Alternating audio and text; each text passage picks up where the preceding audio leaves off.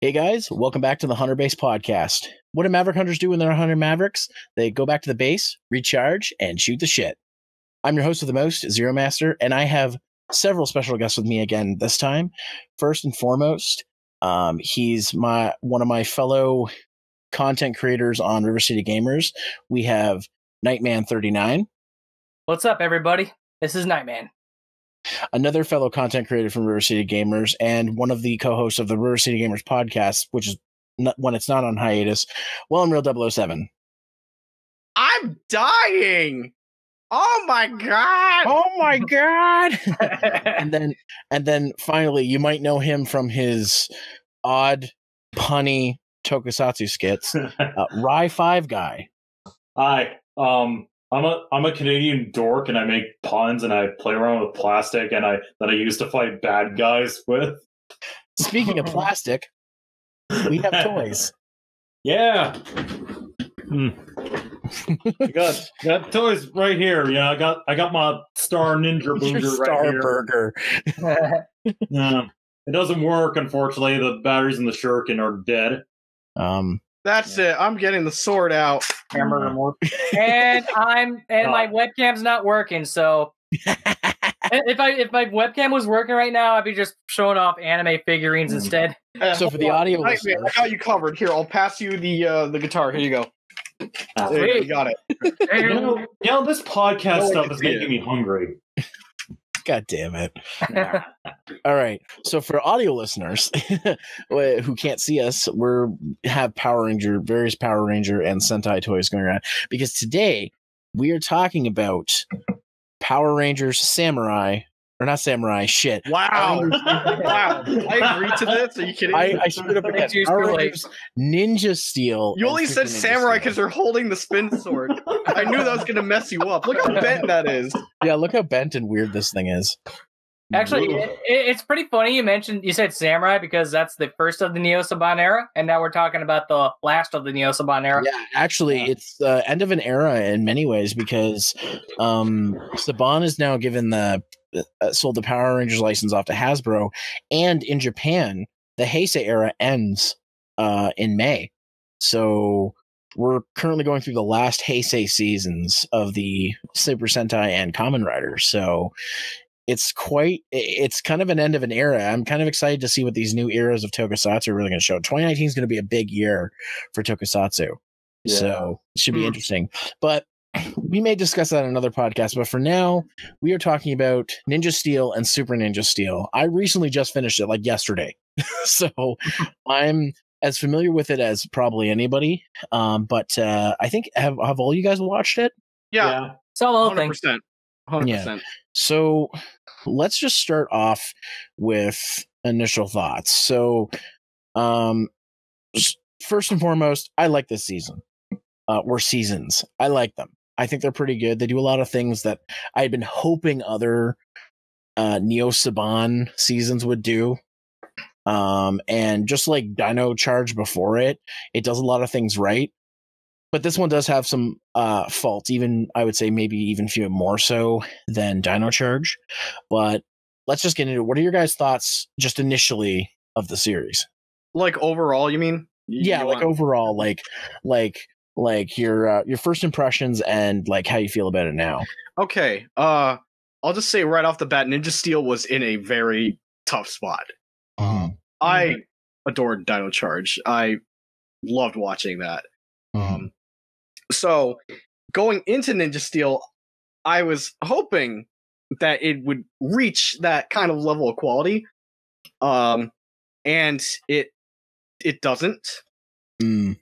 But that being said, overall, I did enjoy the season, but compared to Dino Charge, I liked it less, and I felt less obligated, I feel, to want to stay invested and catch up. I did, because, like, missing episodes sucks, because, like, good luck trying to find it online, and usually with Netflix in the States, because Canada, for some reason, doesn't have it.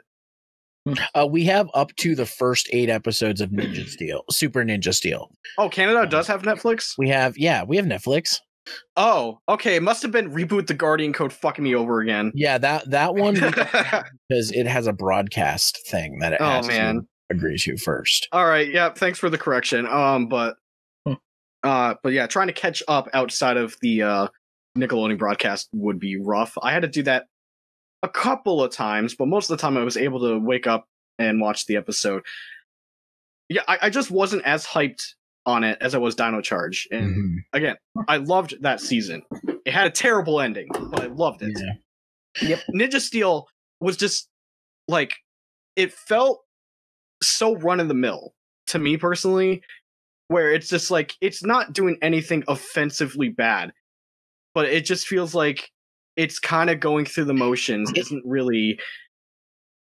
It really felt like to me like it dipped its toes in trying to do more, but it was probably being held back by the powers that be, because the Hasbro deal was probably being thought of like early, like during the filming of the second season. So that's where a lot of people say the second season is worse. So it's kind of hard to say. Usually I don't like separating these seasons by Super. I think that's bullshit. I consider any opinion I put out on Neo Saban stuff, Super, they're combined. I don't care. Like Beast Morphers is probably going to be 2 seasons. Whether they call that Super or not, we actually don't know yet. I'm considering it as 1.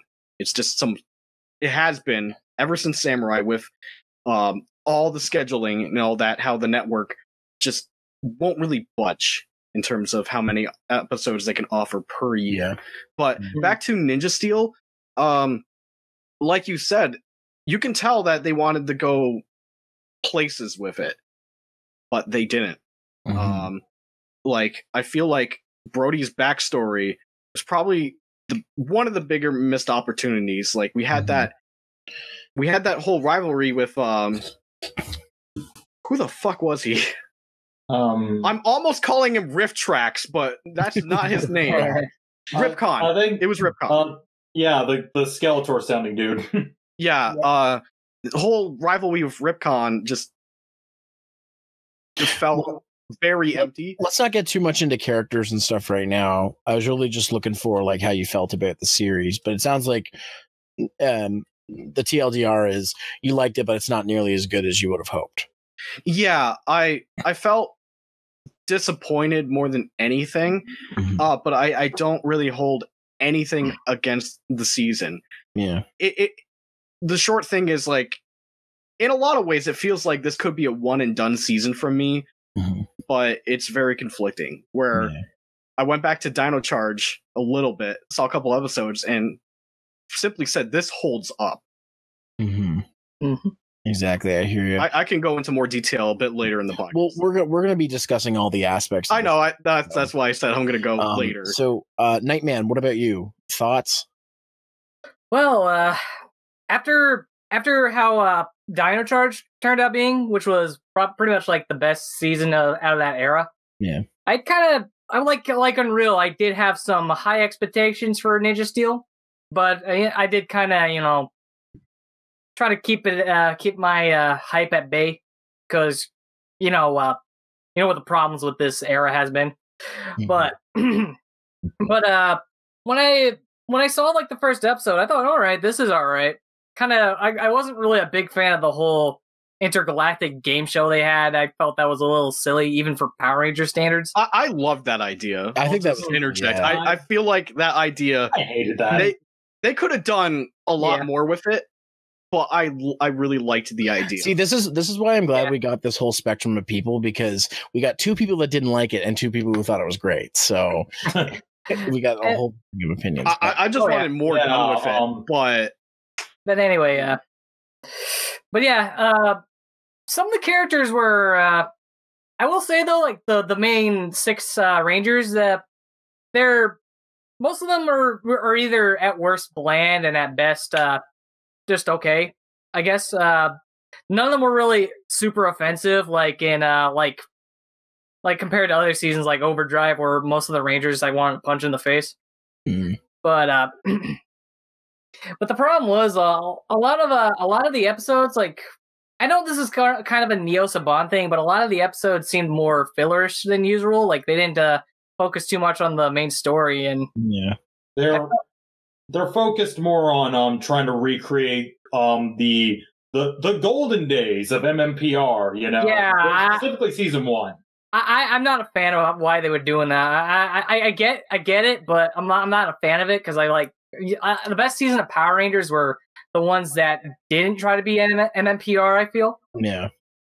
And with this series, I felt like it wanted to have its cake and eat it too. It wanted to make it feel like the older seasons, but also tried to connect the dots. Like, because there were often times where with other seasons, like Samurai, where things from earlier episodes don't take part in later ones, whereas like something a character did in the previous episode affects the next one, kind of thing. They did that a lot in this series, which I was very impressed by because it's a lot of the seasons don't do that. They just if they're either going to tell a straight through storyline or it's going to be everything's just its monster of the week thing where it's all contained in that one episode. I did like that. Yeah, I really like that too. One of the things I really hated about the season, and I'm just going to keep this brief because I'm sure you want to talk about characters later, but Victor and Monty, I thought they were incredibly unfunny. I am not a fan of them. Yeah. I'm in that camp. I fucking hate those two. They're just Diet Bulk and Skull. Yeah, at least Bulk and Skull, they didn't rely on fart jokes. Mm-hmm. So, which I find was juvenile. Yeah, that's another problem with this era. It's all of it's completely juvenile. Yeah. I will say though, I may not be like a big fan of this season, but at least it's no Megaforce.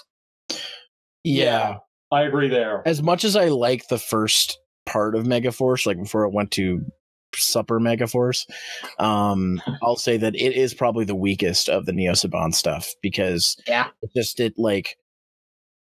it's so hard because I like the characters in that one and I like especially the first half a lot, but it just goes into it's just such a disappointment.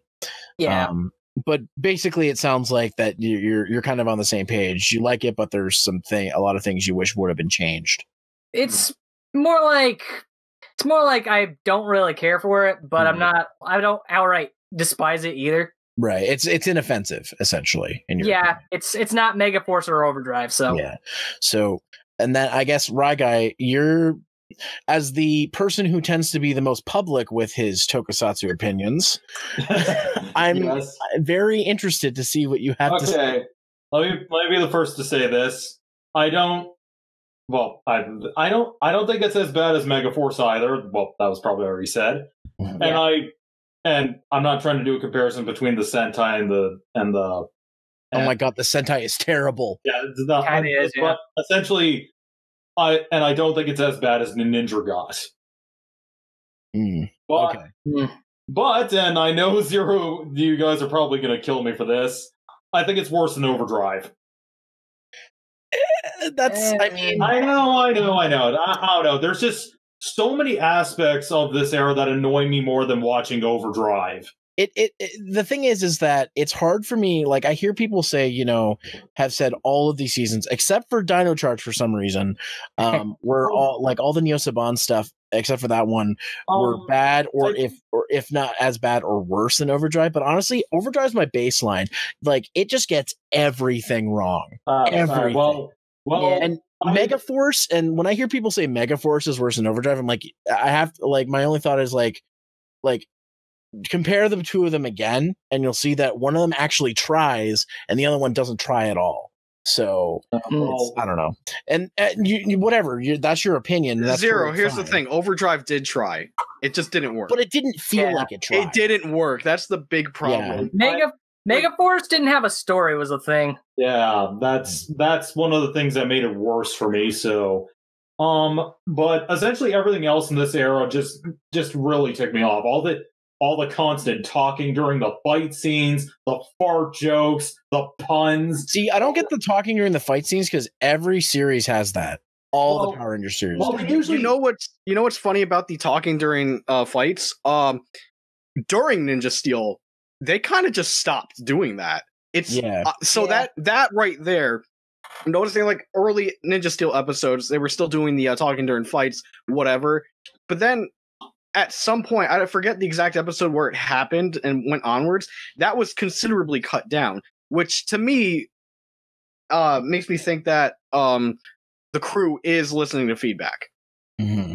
Well, I mean, it's Chip Lynn who's producing this one, so he's a seasoned veteran when it comes to Power Rangers, so he knows what he's doing. He's not like a Jonathan Zacher who made things like said, "Oh, the Disney era doesn't exist." There's a lot. There's people debate like some say he's a fanboy of the Sentai, wants Power Rangers to be nothing but American Sentai. Some say he's lazy, and but yeah, I say he's just an incompetent writer.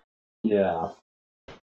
And well, anyways, just getting back to what you were saying, Rye5Guy. The constant, all the unnecessary freaking ADR they keep adding.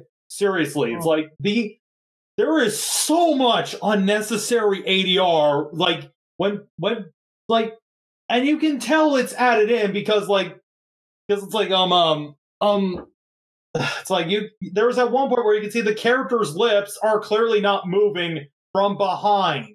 Like they're like okay, it's being shot from like behind somebody's back, but I think there was at one point where it's like you can clearly see their jaw is not moving. Or their head's not bobbing or something to show that they're talking. Yeah. I thought you were going to talk about the fact that they like to use like weird science fiction laser beam sounds for like everything. Oh, and that's another thing. The sound design in these seasons is just freaking awful. And just all the constant laser sound effects. It's not helped like the audio quality in the season fluctuates constantly. Like sometimes it's crystal clear, other times it's overly staticky, other times they're just distorted muffling in certain scenes. I mean, I will say with these Saban season, I'm seeing a lot less fire. Pew, pew, pew, pew. True, but like, well, now went back to SPD. Funniest thing was Bridge going, "Whoa!" like 3 times in a row. Yeah. Don't forget, ready.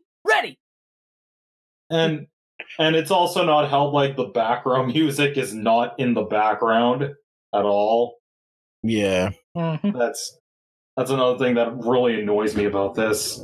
So in short, you're kind of on the spectrum of you don't really like it, but you've seen worse. Yeah, I've seen worse. I mean, I still will say Megaforce is worse, and I still say Ninja's worse. Yeah, because oh my god, Ninja's so bad. Yeah, it's like, just for anybody who only watches Power Rangers, doesn't know what I'm talking about. The Sentai that this series got its footage from is so bad. I actually dropped it because there was an episode. I think the episode that made me drop it was the episode about the Blue Ranger's lawnmower. A lawnmower is a British man's pride. You're not even freaking British. When I saw that episode, I'm like, okay, I'm officially done. I'm done. I think I got 20 episodes and 1 movie into Ninja, and I'm like, I'm done. I'm good. It's okay. A year later, we got a better series. At best, I can somewhat tolerate the Ninja Steel cast, but they still somehow annoy me more than the Overdrive team. No. Let's actually, with that as a segue, talk about the characters and the cast of this series. So let's start off with the Rangers. Let's talk about Brody. I have to agree with what Unreal said earlier. I feel like there was a lot of story at the start, and then they just stopped giving him story until, certain times, like when it talked about his brother or his dad or something like that. By the way, I have to say the greatest ninja of all time is a white guy. That's kind of weird. Who was also a Deadeye in Ash vs. the Evil Dead. Yeah. Oh yeah. Yeah. My problem with the greatest ninja is that once he's, in the picture, you don't see him at all until the last couple of episodes of Super Ninja Steel. That annoyed me. That was 100% a missed opportunity. there was Yeah. really no point in just bringing the dad back at the end like the end of Ninja Steel's first half. I'm not doing the season splits thing anymore. Yeah. Yeah. But Brody himself, like I said, a lot of like backstory at the start, but it kind of like weaned out as time went on, except for like some episodes, like the episode where the teacher thought he stole the compass. That was like the only other thing I could think of off the top of my head. So, You know, if it wasn't he at least stood his ground and say like, I didn't steal nothing. It's like, well, you're grounded. I'm like, I don't care. I didn't steal it. And then it's like, oh, you didn't steal it. I'm like, bitch, I told you.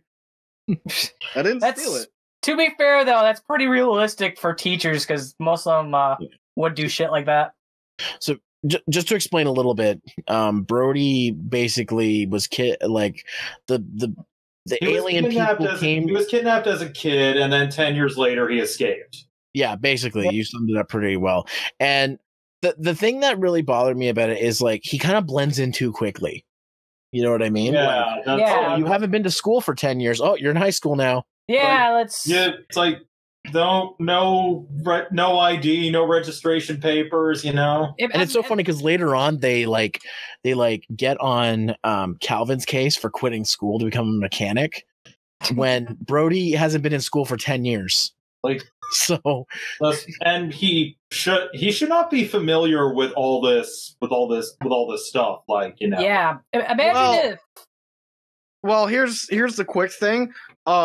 Early on with Brody, even though like he got into school easy, sometimes I feel like you don't have to like detail absolutely every minute thing. It's like, well, let's spend an episode going through immigration papers. Like, no, come on. It's like, you had one episode that went over the things that had changed since he'd been kidnapped because like 10 years had passed. Yeah, and they sort of go into that a little bit. Like, but they he goes back home thinking, "Yo, is my brother dad here?" It's like, nope, it's been 10 years.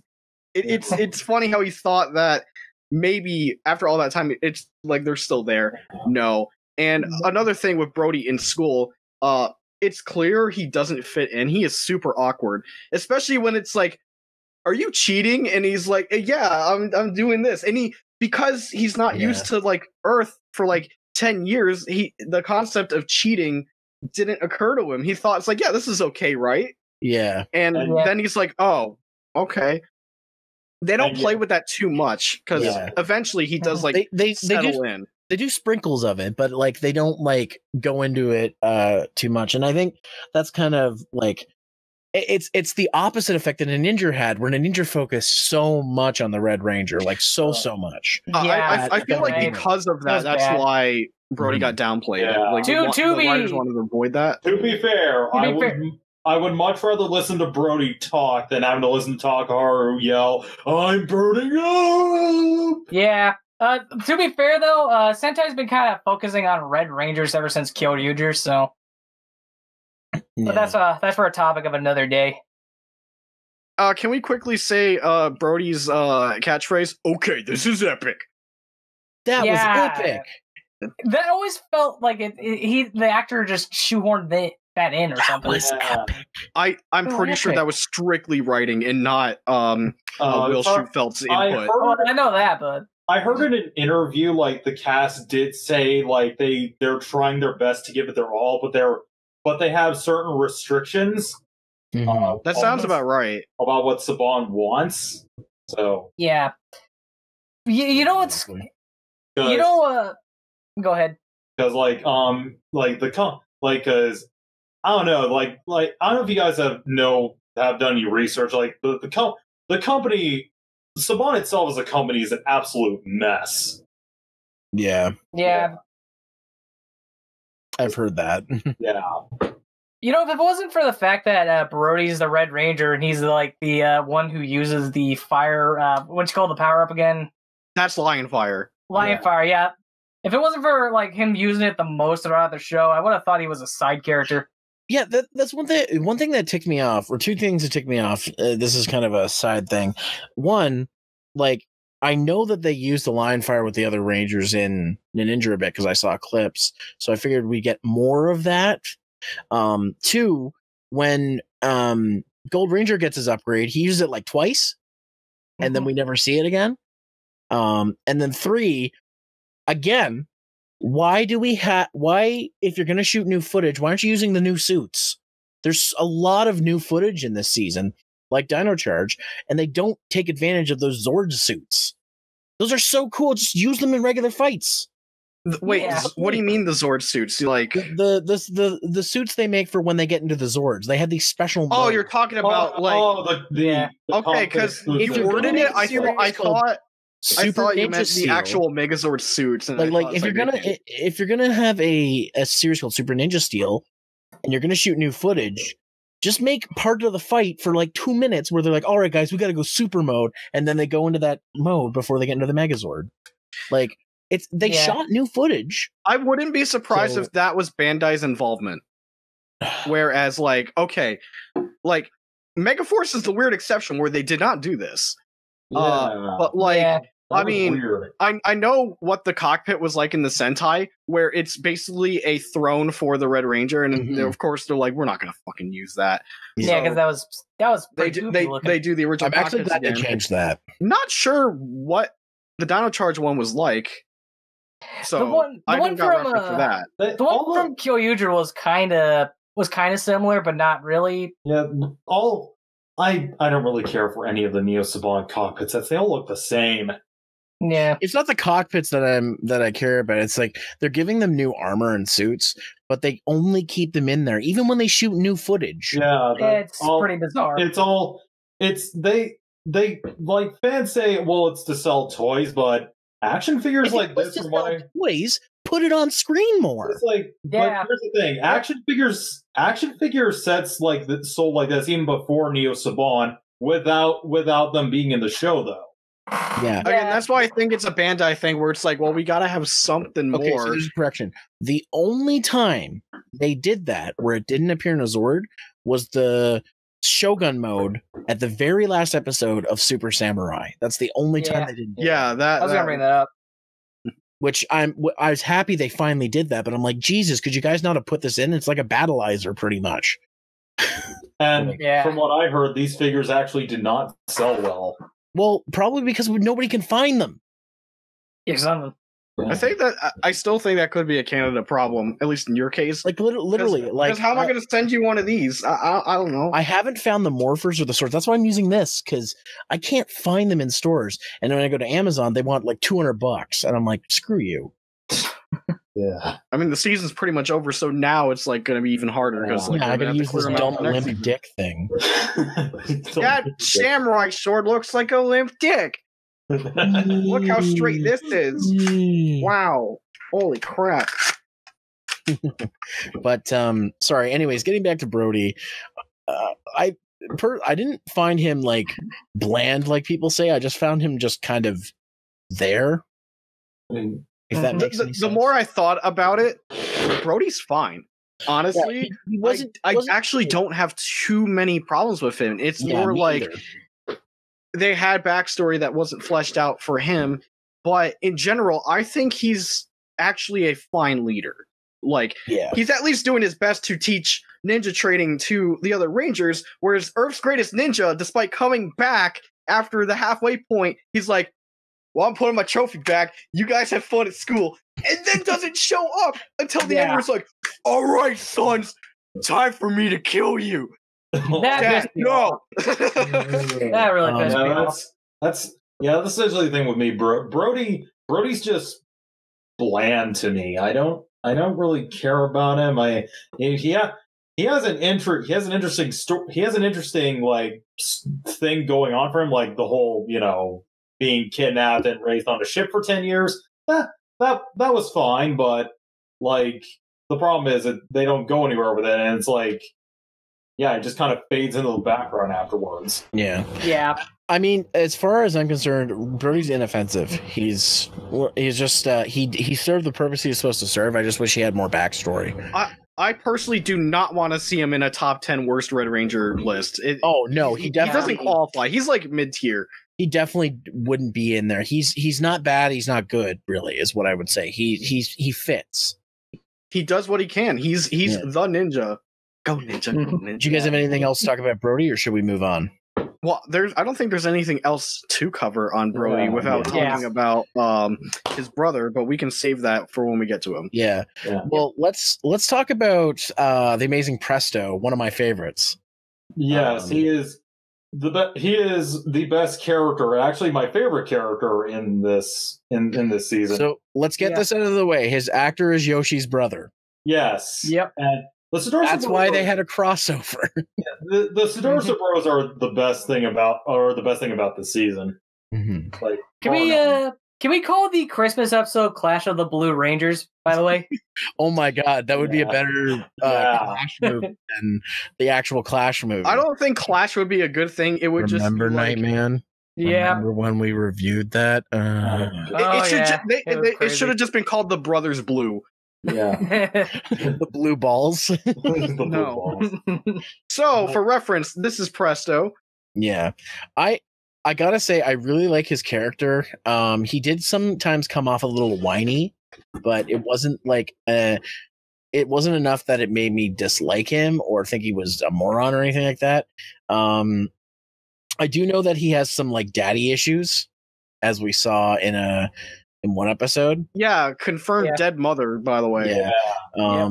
And also he's they kept from the Sentai that he's a magician.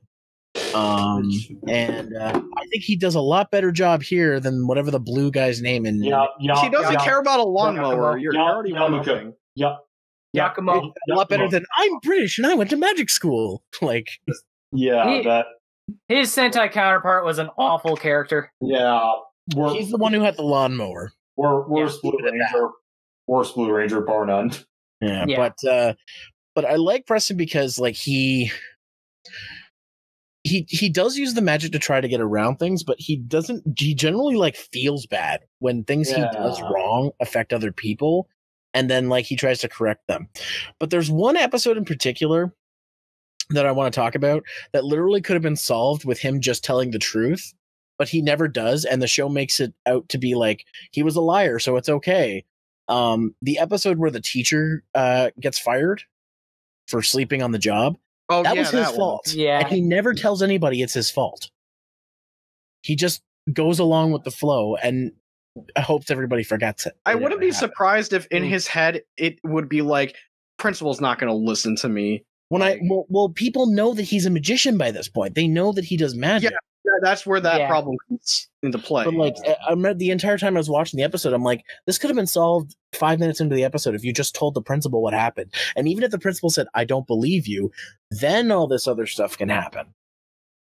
Like, I thought that was so dumb that hurt his character a little bit for me. Yeah, the way how he did it was kind of douchey, I might add. But overall, I think Presto is a great character. I think the way he always tries to do his best, and even when he like fails, he gets right back up on that horse and eats that horse. He also learns that there's no shortcuts in anything, including magic. So when he does screw up, he faces those consequences. And I did like when he stood up to his dad, because his dad was a real jerk off. There was only one problem I had with that. What's that? It was resolved with the fucking ribbon. Yeah. Oh my god. Yeah. Like that episode. And here's the other thing. You don't really see his dad until that episode. If there was some extra seeds planted early, like, okay, like say, for example, episode 1, where you see everyone going to school for the first time, like, what if, like, say Preston got dropped off by his dad and there was a little exchange, like, planting to see that, wow, that dad's a bitch. Yeah, But now it's just like, oh, daddy issues episode, oh, it's resolved because the mother ribbon came from the sky, and it's like, oh yeah, I forgot we did this. I'm like, you forgot about your wife. Wow. That's something I need to clarify, because I said that this show does things where something will happen in one episode and affects another. It does, and Preston's magic is one of those things where you see him progressing as a magician, but there are certain things like his dad, for example, that weren't touched upon earlier on, and that's a problem with the entirety of the Neo Saban era. But like, it's a lot worse in something like Samurai, because stuff doesn't carry over, or like a ranger never drops his weapon. No, I'm a martial artist. Oh god.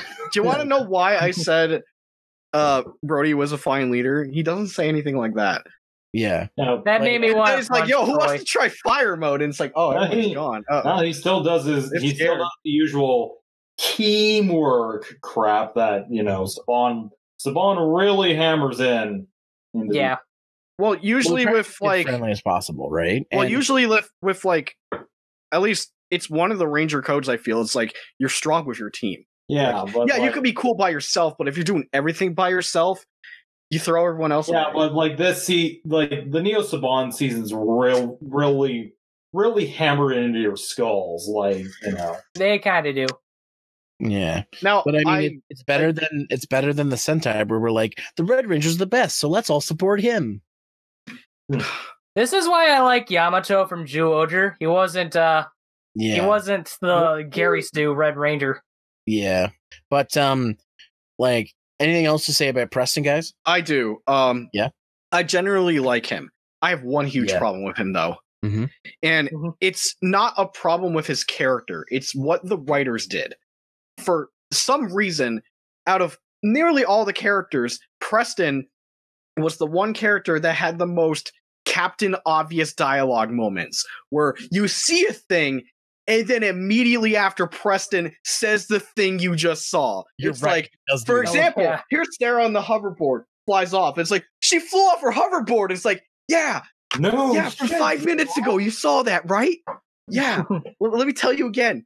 Yo, she's kidnapping everyone. Madame Odious is hypnotizing everyone. Oh no, my spaghetti. That's what I call Ranger power. Okay, well, that line doesn't bother me too much, because he could have said like, "Wow, there's 10 Rangers." Although, whatever. There was something else with Preston. At least he wasn't Emily Levels. Oh, well, because he's a Sudarso brother, he obviously slipped in some Sentai references. You can probably figure out which references those are. Yeah. All relating to Ninja.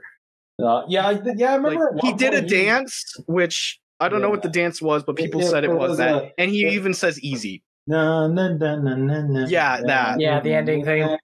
Mm-hmm. Yeah, he did that dance in an episode. He also says easy a lot, which I guess is the Blue Ranger's catchphrase. It was. Okay. He would always say easy in like English. Easy than that. That's essentially he's just a walking catchphrase.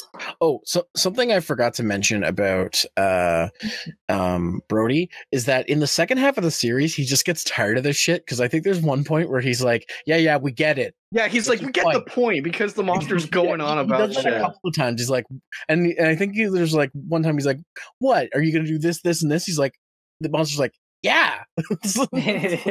You bet I was.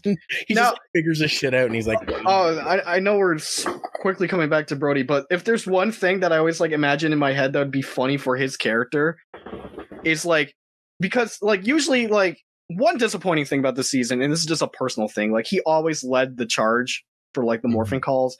We barely got one with Calvin. We like barely got one with Preston, and the others, except when his morpher was broken and he couldn't morph. Yeah, exactly. But back to what I was originally going to say, his like one-liners would start off bad, but as the season progressed, he got better at figuring out one-liners. It's like, I finally got this. Because you look like a phone. I'm about to hang you up. Oh yeah. I love that. The fucking blooper. Hey, those bloopers were pretty funny. Yeah. That's something I've missed from Power Rangers. I'm glad they're kind of back. They're obviously not end of episode like bloopers per episode. I'm glad they brought them back, because I love behind the scenes. I'm always interested in seeing that stuff. So let's which one should we talk? Who should we talk about next? Should we talk about? I think Calvin was next. Yeah, let's do our yellow homeboy Calvin. Another male Yellow Ranger who also happens to be a ninja. But he's not a surfer dude. So Calvin is kind of an idiot. Let's be real. Also, his car always breaks down. Dude, just get a new car. Calvin was the most frustrating. I gotta say, I feel like Calvin grew the most to an extent. It's strange because like early on, a lot of his episodes weren't the best. whether it was his fault or forces outside of his fault. But I feel like he grew the most, and then it eventually hit a boiling point, like right at the end of the season. But oh, dude, like the end of this, the last episode, like I was infuriated with some of the stuff that he was saying. I'm like, really, dude? Yeah. Really? Yeah. Although he did redeem himself, but it was like, holy fuck! Like he just like he was playing with fire, with hot coals. It's hard to talk about Calvin without also talking about the White Ranger. I forget her name. Haley. That's Haley. It's hard because they were a couple, which is something that was so crazy to me. I'm like, oh my god. Which okay, that's nice. It's kind of just like, there's a lot of scenes in Ninja where those two are together. So yeah. But I liked that idea because it wasn't something like Tommy and Kimberly where it happened partway through the series or anything like that. Like, first off, it's an actual couple, because whereas other Power Rangers series have done a kind of like him or a kind of like her kind of thing, and then nothing happens until the very end, or it's forced, like in Dino Charge. I hated that, but I like that we actually have a character group of characters that are a couple, and that's part of their their thing throughout the entire series. That was something interesting because they never do that. It's nuts to me. Yeah.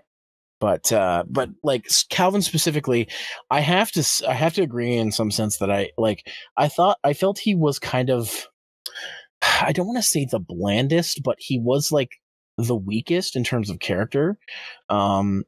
When they really used him for learning lessons, and usually it's about something to do with Haley. So again, following that whole aesthetic with being in a couple. So I did find it interesting with him, where it's like, yeah, he's a mechanic, but it's like, and he loves cars, but initially he was just like, yeah, I don't know how to drive. It scares the shit out of me.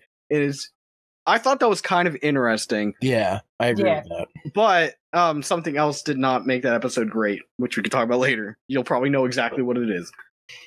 I actually don't remember. Then I'm holding off. You'll remember the moment I bring it up. Mm-hmm. But yeah, like a lot of the stuff for Calvin, there's a couple just focused on him, and I think one of the, believe it or not, you may disagree with me on this, I think one of his best episodes was the one where he quit school. Yeah, because I felt like he learned the biggest lesson there. Exactly. And believe it or not, that could be like a sort of real situation. Someone could be like, I don't need school. I know exactly what I want. And then you're like, oh shit. I've had friends who walked into a trade, quit school, and then later got their GED because, sometimes opportunity knocks whenever.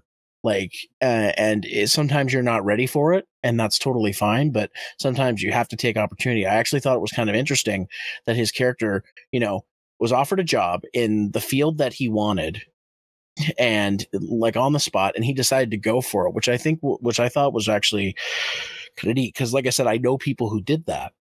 So, but he learns like the lesson that's being learned there is that there's a lot more to that than just taking advantage of a golden opportunity. There's a lot more that you have to still learn before you are ready for those kind of situations. So I really like that. And I think that was the episode where I felt like Calvin did develop the most. He may not be my favorite, but I do genuinely like him. Mm-hmm. And of course, like, we're never going to know what Calvin would have been like with the announced actor from Power Morphicon that got replaced by Nico here. I think Nico did pretty good as Calvin. Who was the one that got replaced? Chance Simpson. So wait, Calvin was originally the actor that they had in the show? Calvin's the character name. Yeah. Like another person would have played Calvin. I mean, like, maybe the writing could have been same, but they could have probably changed stuff because, well, Nico is like white, whereas Chance wasn't. I mean, who knows? Like, obviously, we'll never know. We don't even know why the change happened, and we'll probably never know. Maybe for who knows how long, if ever. Probably Saban's inner workings. I'm not sure. It could have been like people have predicted like visas with like New Zealand. We'll never know. But whatever. Yeah. What's done is done. Back to Calvin. Yeah. Should we save finale talk? We'll save. I mean, we can talk a little bit about it. I think I'll save it because, like, I want to save. Like, Calvin does have I'll say a small part. It wasn't too big. It was enough. He's kind of an idiot. Yeah, he's not the smartest of the group, but again, I think he does learn because, like, yeah, he may not be smart within a day or a year, but that is his character flaw. He's a bit of a tool. He's not an insufferable idiot. Like, let's go back to Overdrive. Dax. Oh man, there was something about Dax that just did not click with me. It's fuck. Like I felt like Dax made worse decisions than Calvin ever would have. Rye5Guy, you sure you still want to say that this show is worse than Overdrive? Because Overdrive has Dax. I don't know. There's been so many like recent like characters, not just in Power Rangers, but Sentai as well. Yeah, he can claim Sentai. That have annoyed me more than Dax in recent years. Really? I don't know. Sentai has some pretty bad ones. It seems like. I mean, yeah, like Q Ranger. Q Ranger has a couple of annoying ones. Yeah. Like Takaharu annoys me more than Dax. Like Lucky from Q Ranger annoys me more than Dax. Get ready for a brand new list: the top 10 Daxes in Sentai.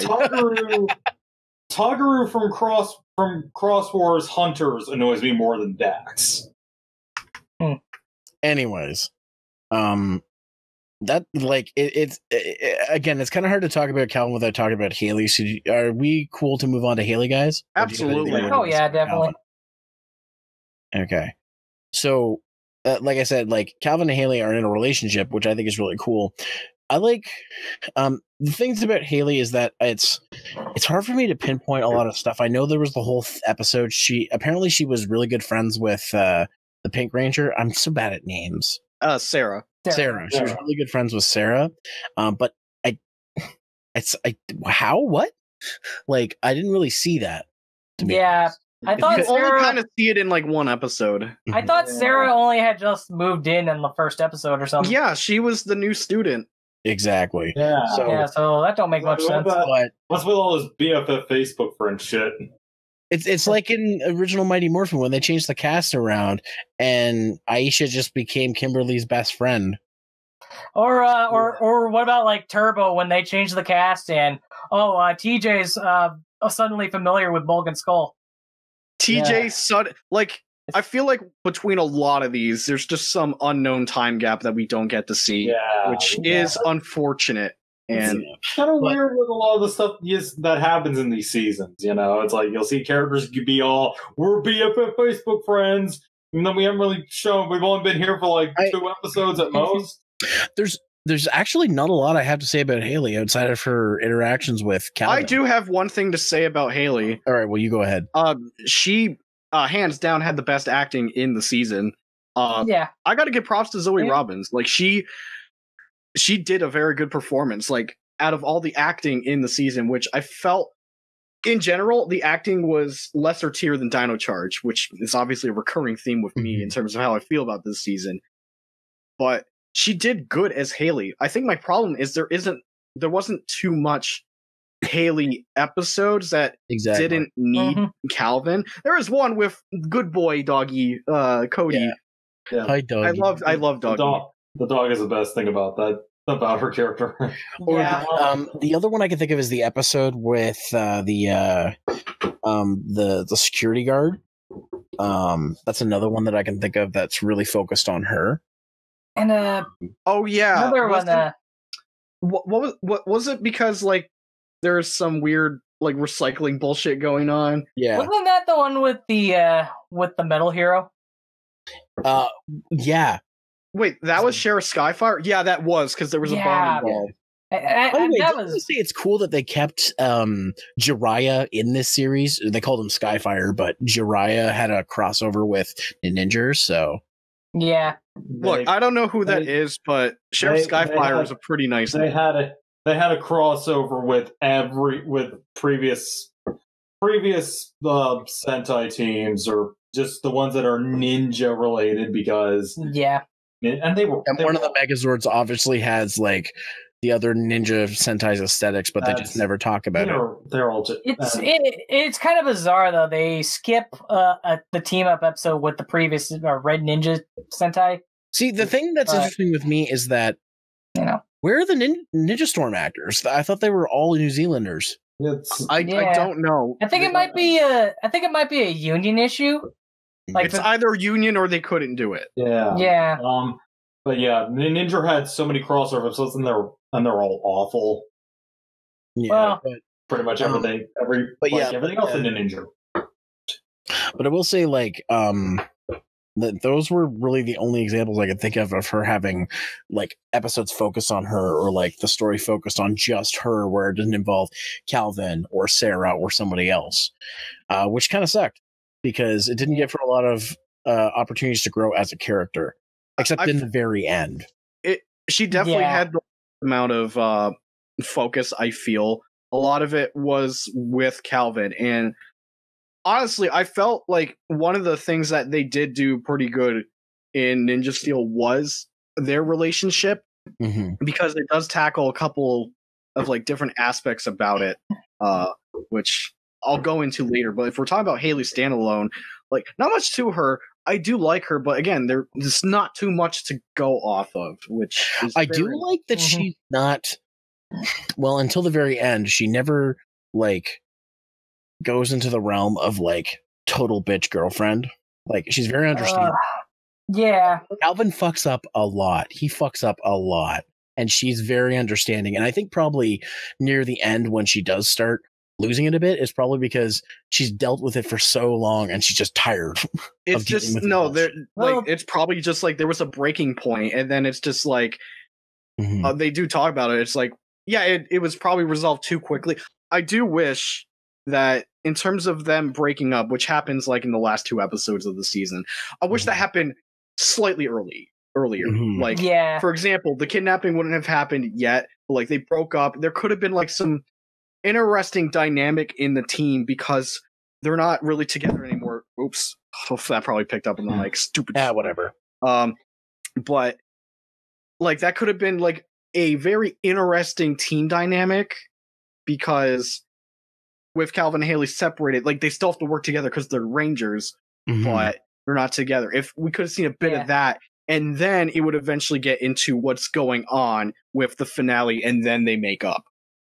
Yeah, I feel like that's something they could have done. I felt the breakup was way too far near the end. Yeah, and it was resolved way too easily too. Having that as part of the last 2 episodes was kind of jarring. It would have probably been better if that had been its own episode. Yeah. But if it was its own episode and got resolved in the same episode, I would have more problems. Yeah. Though the big problem with this season is a lot of stuff gets resolved in the same episode when it should probably take a little extra.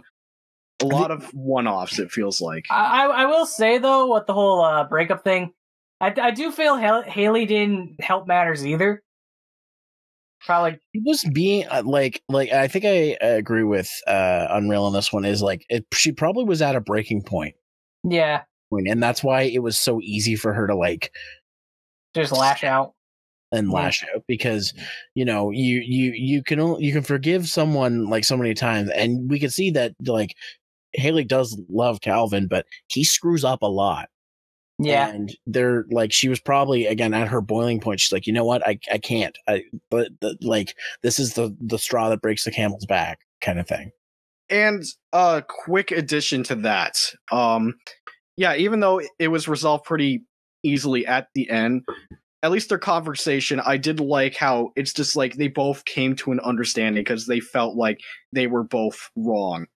An example, which, believe it or not, is something that actually happened in a Dino Charge episode, one of the earliest ones, where it was an argument between Chase and Tyler, where it's like, oh, you're the leader now, you got to do stuff. It's like, well, we don't have to be together to work together, and it's just like this weird thing. It's like, you should have separated. It's like, I know, but I did find something that was very important since I separated it. And they both kind of come to an understanding. It's like, they both apologize. It's like, no, you're right type of deal. It's not like, although this was funny in Dino Charge, where it's like, we got Ivan. It's like, I am the whole package, Tyler. But you're the Red Ranger. I can't compete with that. And I found that funny, but that's one way to look at it. Obviously, neither of them were dating. That's one thing I gotta say about Dino Charge. This is, again, going back to Brody. I like that Dino Charge handled Ivan being in a new, like, era better than how Brody just missing 10 years of his life. Mm-hmm. So, but same thing with Coda. Yeah, we had two characters in Dino Charge that were pretty much fish out of water here. But Coda pretty much stayed the same, even though he started to get into it because he was caveman. Yeah. As for me, Haley, she's cute. That's about it. Yeah. Cute. Did you meet Zoe Robbins and say that? Yeah, no. She went to MorphiCon. I didn't get a chance to meet any of the actors, but she's cute. I bet the lines were long, but not JDF long. Her acting didn't bug me, at least her on-screen acting, because the ADR dubbing in the show is terrible. Yeah, I mean, I think it's a New Zealand thing. They must do their dubbing over there. Even then, I don't even know if the tech is like good. I don't know. I don't even know. Do they just have bad equipment? I don't even know. Like, you'd think that, Saban or the production crew is putting out all this money, that they would have better equipment. But that's the thing. Like, a lot of those places do. We've seen stuff like Peter Jackson and his. Just companies. They have higher budget than what Saban's I know the Disney era didn't start out having like the best audio quality, but their ADR in the first two seasons were bad. But it was never really this bad, and they fixed it within months. But it's like this is like what 8 years now, and they still they have not fixed this issue. Let's hope the Hasbro era will solve that. But. Guys, can we talk about Sarah now? Okay. Alrighty. So the reason I want to talk about Sarah is she was one of the first Ranger of this cast that I followed on Instagram, because dang that booty. Okay, yeah, she is. I was more focused on like how so unbelievably muscular, like the abs. It's just like, you're prepped for the role despite being the shortest in the cast, which has but like you could see that booty, like she got that Brazilian booty. She is. She got an ass that just won't quit. Exactly. I'm abstaining from this because I'm talking about a character and not the actor. It's Christy Ann, by the way. My apologies, but like I gotta pray for that booty. But no, Sarah was another character that I was really, really liked. She was it's weird because she was kind of like a pseudo Billy in a way, because she invented shit like she had made a device that made her clone herself and could morph. She like made the super sword or whatever it was called. She has a hoverboard. She has a hoverboard. A freaking hoverboard. That's crazy. I have some issues with Sarah though. Oh no, there is issues with Sarah. I find like one thing I'll say is I feel like she's kind of arrogant sometimes. And she's also is okay with taking shortcuts until somebody like Mick usually comes in and explains why taking a shortcut is not a good idea. I will never forget that. Isn't that something episode. Preston learned? It's like, I taught this to Preston. You shouldn't take shortcuts. But like Preston, a lot of the stuff that she does gets brought up again in later episodes. Probably the biggest example is the one where she is in Santa's sleigh and she has to go back in time. Oh man! Collect power stars. Fresno Bob returns once again. Fresno Bob. I hope that the dude that played Fresno Bob in RPM is playing Santa every time he's appeared. Oh. And that's why people call him Fresno Bob. And I'm like, keep that up. Keep him as Santa. I don't care. Yeah, Fresno Claus. Fresno Claus. Oh God. As long as he doesn't go into Jungle Pizzas and start wrecking the place up. But yeah, Sarah is one of those characters that I feel like she's really balanced, but she also like there's certain things that I kind of like could see her way on, like the whole thing with her mom at the start. Like I'm like, I get that because my mom tries to show me how to do things all the time, and I'm like, Mom, I'm an adult. I'll be okay. If I need your help, I'll ask for it. But and we can see where she gets her like technological background because her mom's an inventor, for example. Or like the episode when her mom and Haley's dad start dating. Yeah. Yeah. One of the that made my opinion of both Sarah and Haley go down a little bit. Yeah, because they were both assholes in that episode. That pissed me off. I think the big problem is like obviously they're teenagers because the fucking casting here. They look like teenagers. I mean, except Victor, who does not look like a teenager. He's the biggest buff. I didn't mind what they did in that episode because like their reasoning is like, we don't want to be related. It's like, that's going to be awkward. It's just, it wouldn't really sink into their head. Obviously, they realized what their assholeish ways was wrong. It's like, okay, no.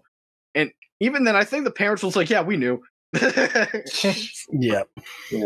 They figured that shit out pretty quick. I also love how like Haley's dad's invention is a Zord, by the way. Well, like, it wasn't a Zord until they threw a star at it. I know, but like, yo, check out my purple submarine. Yeah, check it out. I can't find bullshit in a purple submarine. Shut up. Shut up. But yeah, back to Sarah. Like, I said that like one of the things was arrogant, but she is like that is something to say about her character too. She's got a lot of courage. Like she's well, not, I don't know if it was courage is the word I would use. She's spunk. No. I don't know. She's oh my God, what's the hot? No, up. The word I'm trying to think of. She's energetic. No, fuck.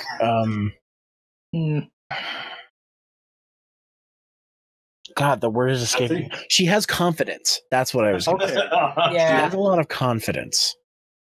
And I think that speaks volumes for her character and she does influence other people with that confidence. Because, like, just for example, there's a couple of times you can see that she has a good friendship with Preston early on. Mm-hmm. And there's a couple of times where she like encourages him to do stuff. Like when he wanted to ask out that girl to the dance, and he didn't know if he should. I thought that was Haley, but I could be wrong. I think Haley did too, but Sarah did as well. Like they both kind of did. I can't remember who helped what, but either way, like, remember that she has a lot of confidence that does get brought on, and she comes up with a lot of good ideas too. And that she made that sword, that what's the red sword called? It's the Superstar Blade. The Superstar Blade. At least that's what the toy's called, and is in the top 10 most dangerous toys of 2018. It actually is. I'm like, holy shit. Like, I was at work one day, and I heard it on the radio, and I started cracking up hearing Power Rangers at work putting, like, plasters on this truck. I'm like, you're kidding me? I don't remember what the name of it was in Ninja either, so. Yeah, but anyways, I've been talking a lot. What are your guys' thoughts on Sarah? My big problem with Sarah, this may sound weird, she had probably too many focused episodes. Yeah, that is true. Yeah. She had a lot of focused episodes. Let's go into fucking Princess Vieira for a second here. How this galactic woman with the line fire shoulder pads manages, it's like, hey, I'm gonna change, like, I'm evil, gets saved by Power Ranger once. Oh my God, I better change my galactic views to be good. Oh my God. One thing was enough to change her galactic view on Star Wars. It's just like it's a 2-parter episode even, and like it's like, hey, yeah, of course Mick has a problem with Princess Vieira because it's like, yeah, she impressed my fucking family. I'm not gonna whatever, and then it's like, actually you do. It's like, actually you do care. Quickly resolve whatever. I could see my family. The big problem is like, why was this a Sarah focused episode? Yeah, that should have been. I mean, like, yeah, she has her cookie machine where you could turn broccoli into cookie. A cookie machine. And even Victor's like, holy shit, why does this taste good? I hate broccoli. But like, it's just like, I don't mind Sarah getting development episodes, but in this one in particular, it's like, yeah, this one gives the line fire that goes to Brody. Yeah, you would think it's like, okay, Sarah's great for helping. Sorry, you don't get the fucking armor. Yeah, actually, I don't mean to sound sexist, but here's this power up that only the boys will use. Yeah. Wait, don't the women rangers use it in an injury? Nope. No, they don't. But Really? Fuka only like the what Fuka, aka the white one. I forget. Like Shiro Ninja. Shiro Ninja, that was it. Yeah, she only used it once, but it was in her civilian form. Oh yeah, that was dumb.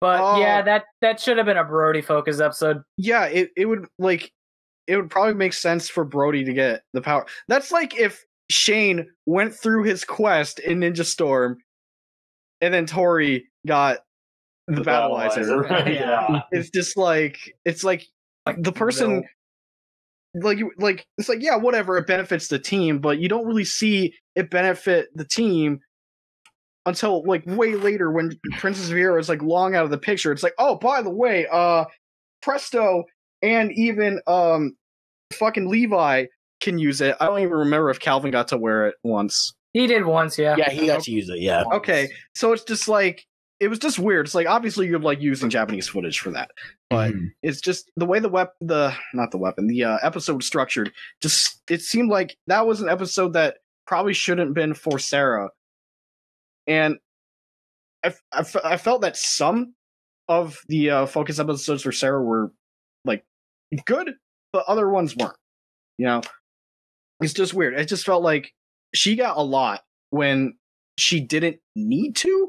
Like, she obviously developed as a character pretty okay, but then she kept getting focus episodes when she didn't really need it anymore, you know?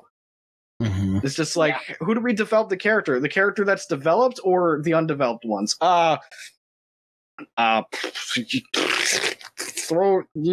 Sarah. Yeah. All right, write it down.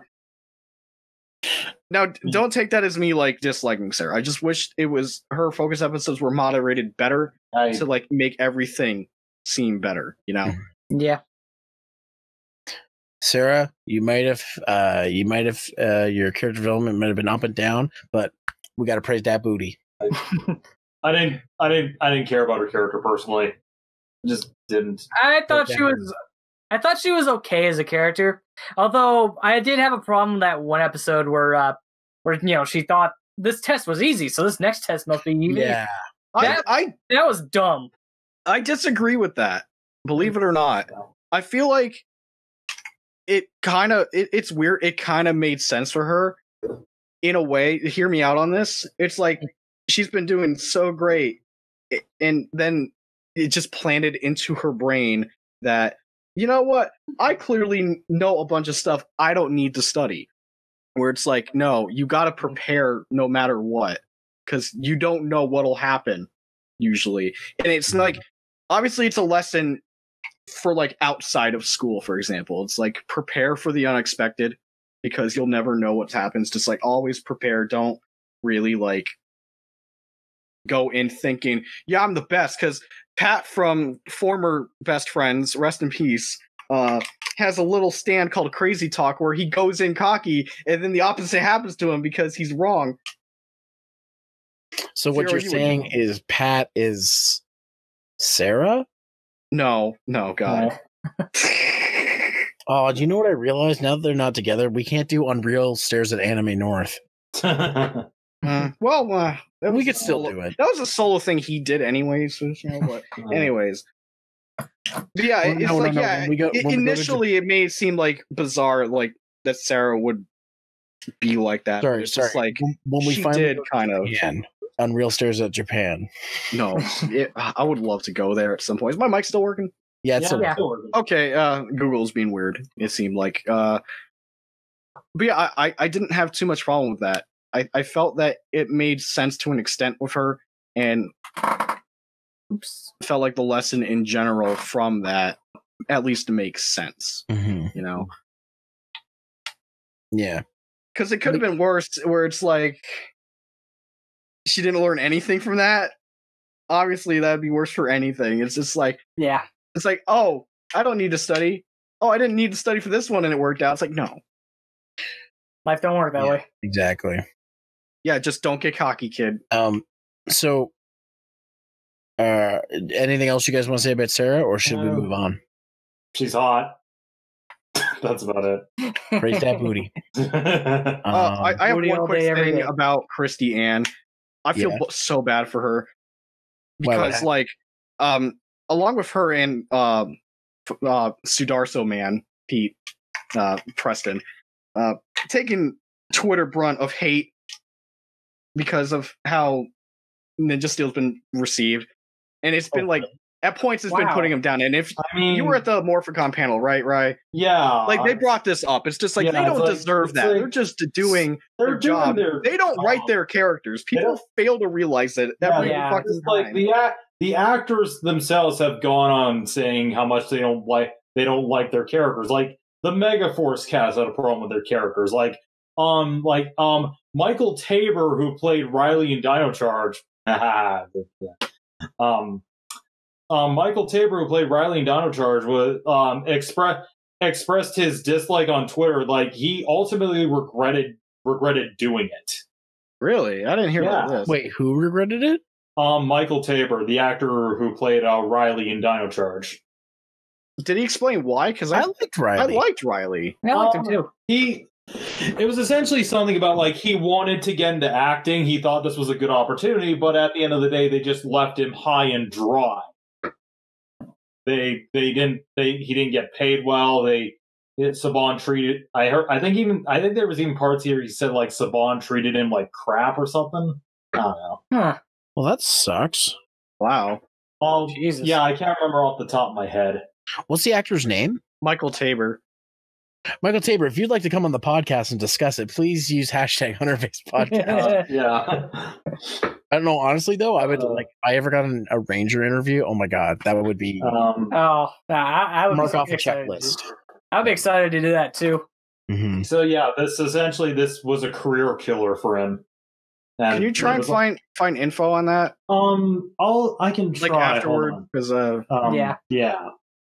Because like, dude, if you're watching this, I'm sorry for these details. Yep. If you're ever watching it, it's a good chance you're probably never going to watch it. But like, these details are a little, my memory's a little fuzzy. I hate to derail the podcast like this, but I just want to say this now, because, and I've said it before, and I'll try to keep this brief. Ranger fans, Toku fans, fuck off. Just leave the actors alone. They have a lot of control. Yeah, it's like blaming Hayden Christensen for being a bad Darth Vader. It's like it's not his fault. Like, they're giving a direction. They're told to do a job a certain way. They have to do it that way. Yeah, you can have leeway as an actor sometimes. But you have to follow a certain thing. It's not the actor's fault, and don't blame them for it. Yeah, it's like and you know what? And you know what? I might get on you, Riley, about how you sometimes I feel like you over criticize stuff, but you're criticizing the show, not the actors. Yeah, because like essentially, like everyone knows my opinion on Geode. I don't like it, but that said, the actor playing Sogu, he's not bad. He doesn't seem like a bad. I'd like to get a beer with him. I'd like to get a beer with him. As much as I don't like Megaforce, I will say that the cast of Megaforce seemed like pretty cool people. Yeah, they're like even they didn't like their show. It's like here's the thing. If I criticize your character, I'm only criticizing the character, not the actor. Like the actor, as far as I'm concerned, unless you're Samuel Bento. I just I feel like was about to say. can't. A lot of Toku fans blame it solely on the actor when they don't really know what's going on. This isn't just Toku fans. This is people in general with movies or whatever. Video games. Guys, fucking stop. Okay. Like if you truly care about this franchise as much as you seem to talk about, send your hate to the right people. It's and you know what's also actually going on that topic for a second. I'm sorry No, it's fine. Because like there's also people who are constantly blaming Judd Lin for the problems of Dino Charge and Ninja Steel when he's not at fault here. Well, he usually does have final say, but and sometimes like even though he is exec producer, he also does put his hand into the writing field too. It's kind of like it's not really his fault that like hell he's barely even involved in like Dino Charge and Ninja Steel's worst episode.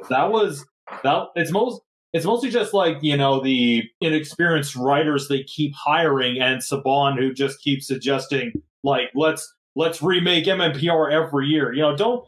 There's like I remember my friend Lex told me like there was an idea for Ninja Steel that one of the writers wanted to bring to the show, but guess where it only ended? Guess where the idea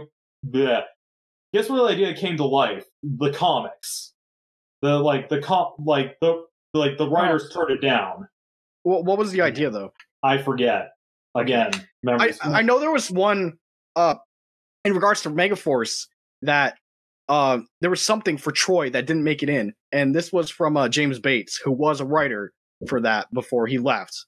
It was how it would explain why Troy actually had the mystical powers and he punched Robo Knight.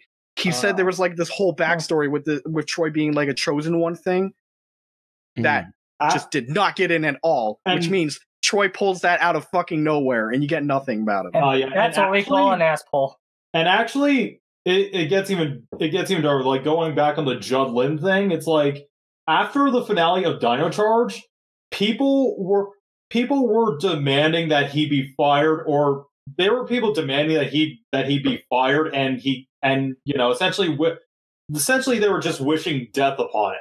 Ugh. That's fucked up. Okay, so I don't want to go off too much on a tangent, but I'm going to say this here now. If you're a fan of these franchises and you care, this is not the way to do it. Stop attacking people. This is not caring. This is just being a dick. Yeah. This is reminding me of the Star Wars fan base.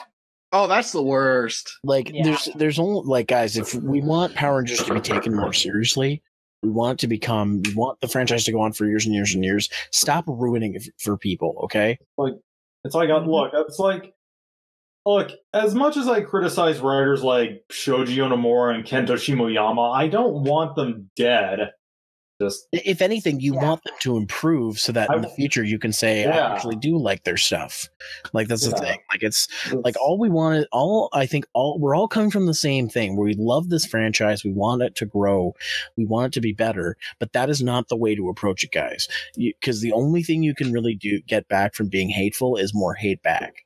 Yeah. So, I'm sorry to derail the podcast like that, but it's something that has to be said because I feel like a lot of the Power Rangers fan base or Tokusatsu fan base in general are man-children who just get on their keyboards and shoot death threats or be angry at people. I know not everybody, but there's a vocal majority that does this. Hey, Zero, can you censor this next part? Maybe. Fuck Ranger Board. You have to censor that. Fuck Ranger Board. Censor all that stuff. Toku boards in general just... I don't like going on them. I don't care. I'm not censoring. Fuck Ranger Board. They're toxic. They really are. I've seen how those people act. Like not everyone, but a good majority of them. Yeah. Again, we're saying not everyone, but a lot of you are overly critical in a bad way. So if you fall in the criteria of like bothering actors when they had they played a character but they didn't write it, you're part of the problem. Like, exactly. You can voice concern and all that stuff, but if you're telling people die because I didn't like your character, no, you die. Yeah, you can fuck right off. But anyways, let's move on to Levi Weston, aka Levi Weston. I don't got my cowboy. our country music star. who, thank God, his music is better than Every Day. All I Fun, wanna do fun, is fun. Antonio. Shut up! You love Antonio. I love Antonio, but that song, oh my God. Antonio sounded more like pop, whereas Levi is straight up country. That's something I can give it. I can give that, but I'm sorry, I don't like the music in this season. And thank God that Levi's music isn't all about his tractor being sexy and shit like that.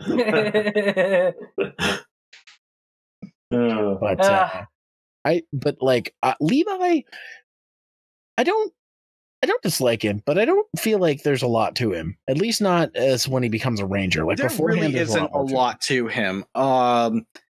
It's weird because like he's a country superstar, and of course he cancels his tours to be a ranger and kind of be in high school with the other guys. I do want to mention something. I haven't seen Ninja all the way through, but I do know that there's a part in Ninja where the odious equivalent in a ninja and the Gold Ranger make some kind of like deal, and that's why he doesn't show up in a lot of the fight scenes, I guess. But like in the first half of Super Ninja Steel, they find a lot of reasons for him not to show up to fights, so I think that's why. Also, just gonna say, we'll get to this later, but a lot of mind control happens in the second series, like a lot. Yeah, it's I thought that happened near like in the last 4 episodes. No, dude. Rewatch the first half of Super Ninja Steel. There's a lot of monsters that have mind control powers. Like it happened like 6 times. Okay, I remember fucking Bad Pipes from not Super Ninja Steel, where they just like, oh no, the music. Take it. The Valentine lady, there's the one person who is that mind control or fuck control? A fan of Levi's who takes control of him. There's an episode where the Blue Ranger becomes evil. Wait, Blue Ranger becomes evil? Which episode was that? Early on. I don't remember that. I remember it's something I noticed. But I remember the music mind control where he fucking reads the ninja words on the actual sheet music. Yeah, I remember that. But back to Levi specifically. I think it's cool that we have somebody who's like a star, basically, as one of the Rangers. Though people do you think people would be coming up to him more often asking for autographs? That doesn't happen too much. Yeah, that's something I've noticed. Like only when he's like the focal character of an episode, people actually acknowledge the fact that, hey, this guy's a famous musician. But like any other episode, people just kind of ignore the fact that we got a fucking country star going to our school. Been a couple of times where I think the Power Rangers version was doing this because there was no Sentai fight footage of the Ranger, where he'd be like, "Hey, can you sign this shirt?" And then a whole bunch of because like, "Oh yeah, guys, I'll catch up with you later. I'm going to sign." I know because like the episodes where he debuts, they were adapted from episodes before Star Ninja came in. Mm-hmm. One thing I do want to ask you, Riley, did you finish All in the Ninja or did you drop it? Yeah, let's see. I dropped it around the 20s, but Same. I sadly had to play catch up. But you know a little bit of what happens. Do you know what happens in total with the whole? Because I only got bits and pieces of the whole thing between the Japanese version of Odious and Star Ninja. Do you know, does he lose his power or something? Does he just stop showing up in fights, or what happens? I do remember he did leave for after they got the Surfer Mech. I forget it, Surfer Maru. And then he comes back in the next episode, and it was the episode about Yakumo's freaking lawnmower. Fuck. Yeah. So yeah, that's stupid. That stupid friggin' plot line about how he wants to kill the ninjas for. Forget what was his reason again? I don't know, man. Let's not even worry about it. Ninja sucks. But yeah, I don't I thought it was kind of cool that Levi ended up being Brody's brother, but just like lost his memory. Though I did totally call it. Yeah, I think a lot of people did. Yeah, was because especially like the episode with that fake brother, which is like, well, okay, there was lots of things wrong with that. First of all, it's like he just shows up at the end of that tree hugger episode. It's like, that was the ribbon episode. It just kind of happened. I'm your brother. It's like Brody doesn't even ask questions. He doesn't like drop his shovel that he's carrying. And it's just he just goes on and gives him a hug. And I mean that sounds fishy in of itself, because how would he even recognize him after 10 years? Yeah, it's like this guy. First of all, this guy is not even the same race as you, for one thing. Power Rangers would tend to. Don't worry about it, Power Rangers. See, Power Rangers doesn't see race. They're progressive, and they're actually ahead of the entire world because they don't see race. I'm kidding. This is also the franchise that gave us Hip Hop Aikido, so. True. Yeah. But second of all, like that's like, it's freaking obvious this guy is not your brother for a lot of reasons. It's just not well. Okay, the most of which being like he doesn't look like he's the same. He's like the same race as him or anything. It's just like, and two, it's you got Levi, who clearly is. I don't know how to word this properly, but I will say though, the scene where they realize that they're brothers. When Brody was playing that that song. I actually kind of teared up a little bit when they started having the duet. That was really probably the best moment of Ninja Steel. I feel like that's where they actually hit the mark there. Yeah, where it's like. Yeah.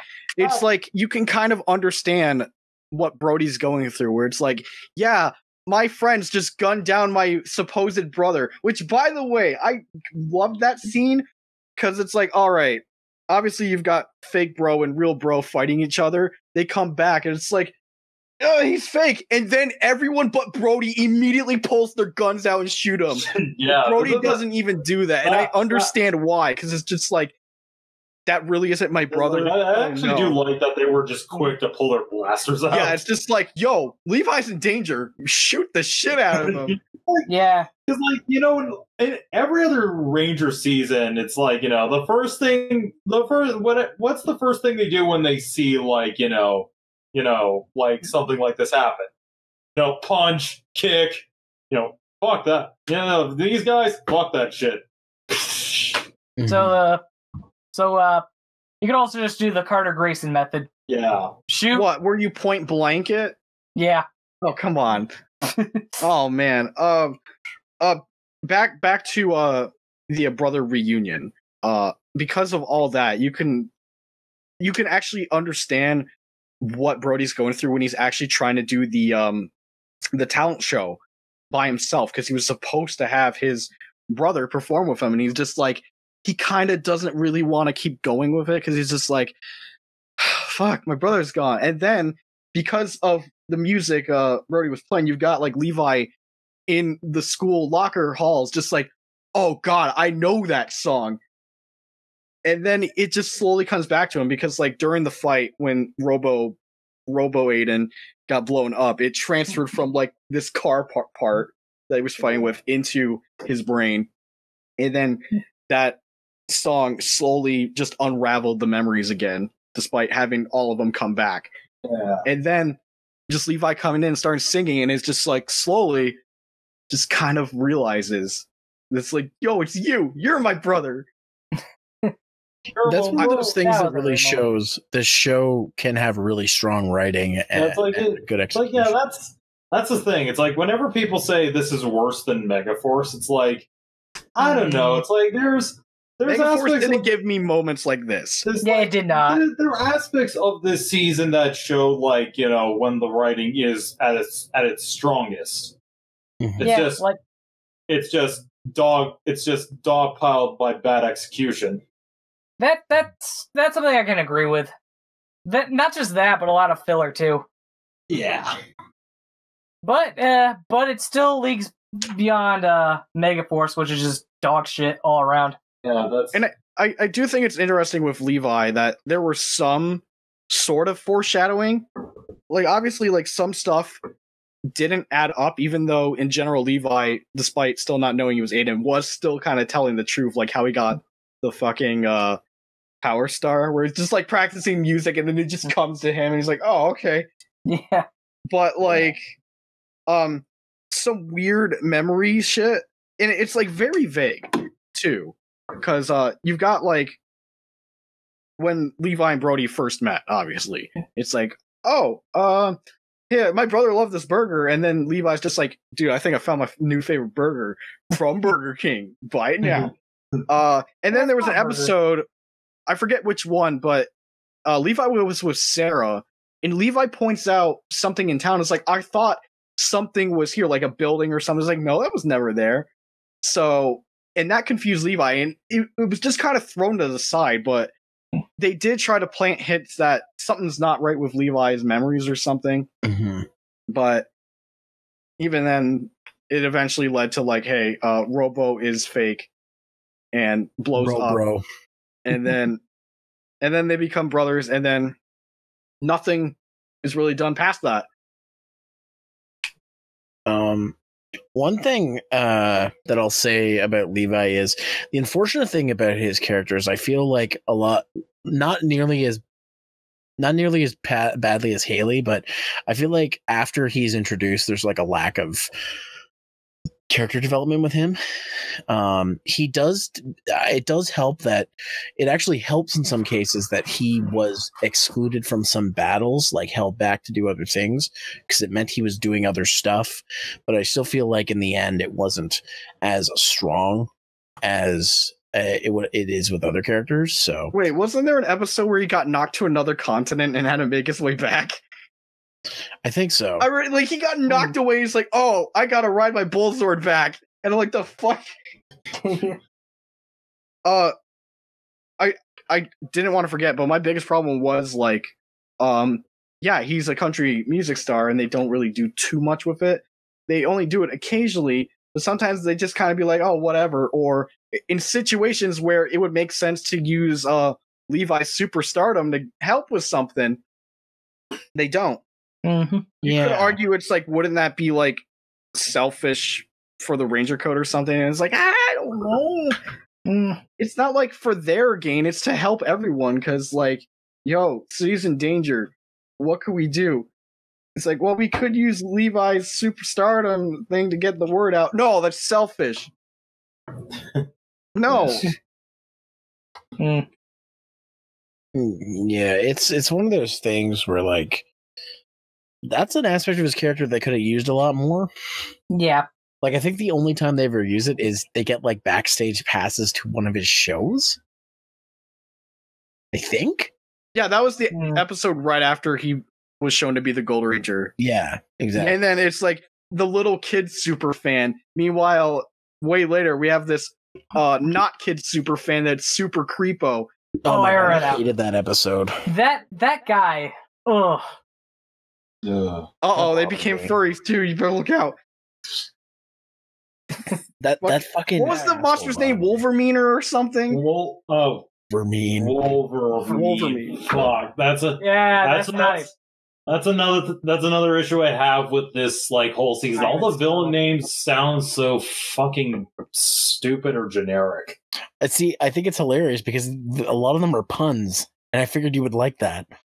Yeah. I didn't mind Bagpipes, because A, fucking bagpipes, and 2, Kelson Henderson voiced that monster for that episode. You know, I find it funny we have a monster with a play on words with a that's, you know, basically making fun of, like, the Marvel character Wolverine. And, look, it's not Babe Ruthless, okay? I think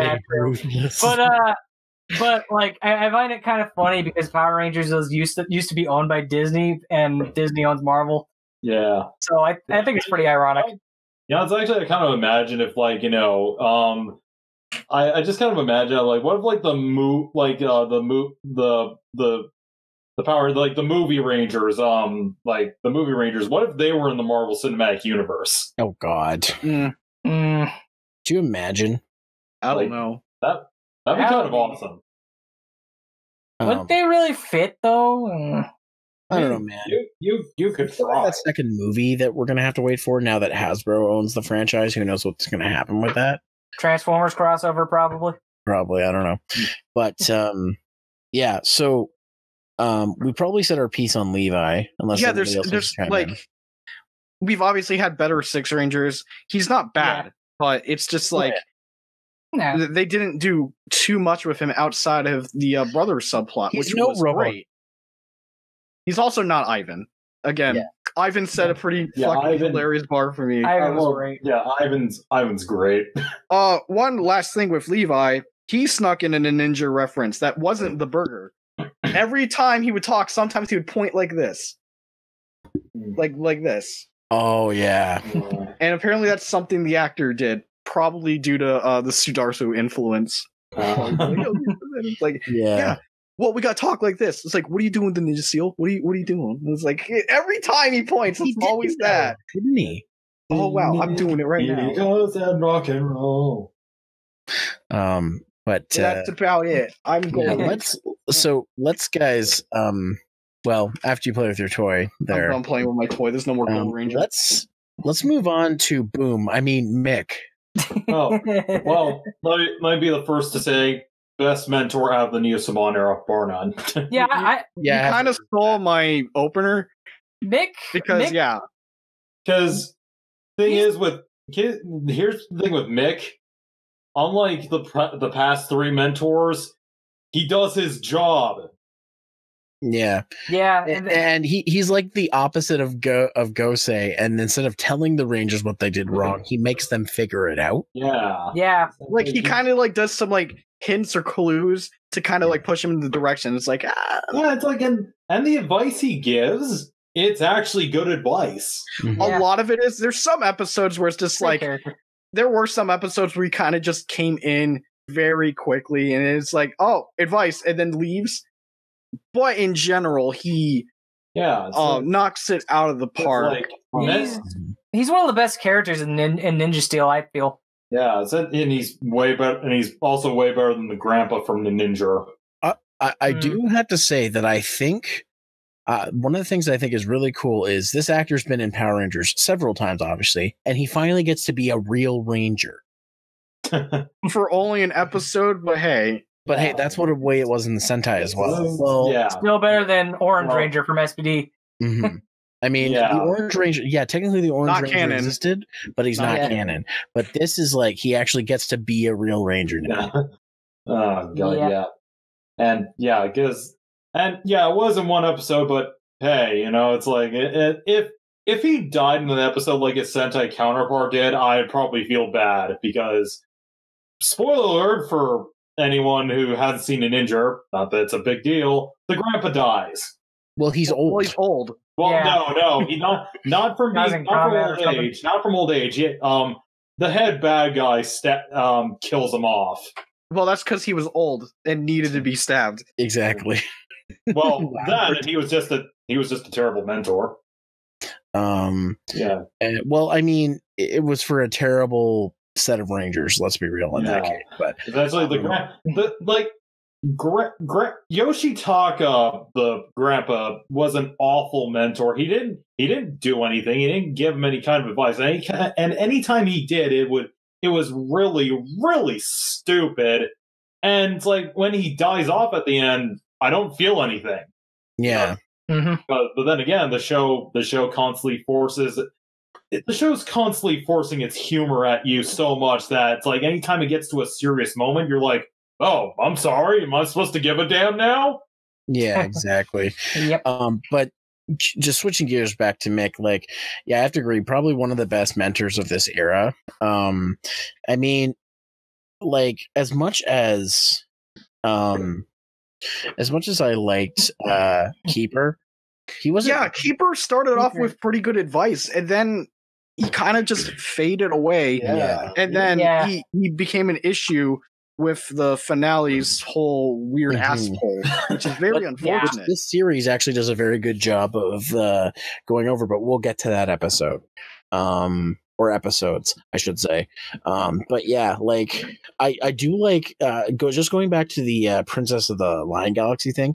I do like that initially he's not too happy she's there. Yeah, he has very good reason to distrust and dislike her because it's very personal for him. It's like, yeah, you enslaved this galaxy that I was a part of, and I haven't seen my parents for like 10 years because of you. And it's just that's rough. And then one episode later, actually, no, you're cool. Yeah, and then he gets to see his family. She's like, oh, yeah, here's your parents back. Here you go, Mickle Poo. One thing that I thought was hilarious is that they even point this out at one point. I think it's the gaming episode, is that Mick doesn't use his transformation powers that often out of a few times. Oh, no, that was a good punchline, because it's like, after the whole, like, all right, dress up Levi as, like, the game Goblin Sickness and scare everyone in the school to stop playing video games. And then after that, Levi's like, wait a minute. Couldn't you just do that? It's like, yeah, but this was more fun. At least the show acknowledged that. Yeah. Mm-hmm. It's just like, yeah, Mick is very helpful and serious, but sometimes he could just fuck with the Rangers in a way that wouldn't hurt the team. It's just like, nah, that's more fun. Well, then again, Kelson Henderson is a really great actor. He is. He's improved, like, the more he's been on Rangers, and he's just a likable presence. He was also in the Evil Dead TV show. Oh, that I did not know. Yeah, it's funny, when Blondie and I were watching it, I'm like, oh, it's Boom. He's like, what? I'm like, he's from Power Rangers. He's like, oh. It's like, because that show was shot in New Zealand, so there's a lot of New Zealand actors in it. Yeah, it's like, well, finish that show. I think Linkara mentioned this in his history of Power Rangers. Like, I don't think New Zealand's acting pool is that large, so... Considering it's like such a vast, large country, you think it would be, but... Yeah. I mean, I guess it makes sense, like, when Saban took everything back, it's like they weren't just restricting casting to New Zealand, because, like, of course they're going to run out eventually, especially if, like, New Zealand / Australia's casting pool isn't big. It's like, yeah, do it again. It's obviously a bit more expensive to fly them out, but it's better than being like, yo, fucking guess who's back again as a different character, but it's hard for Rangers because he played so many characters now. It's just like, he was devastation in SPD. Yeah.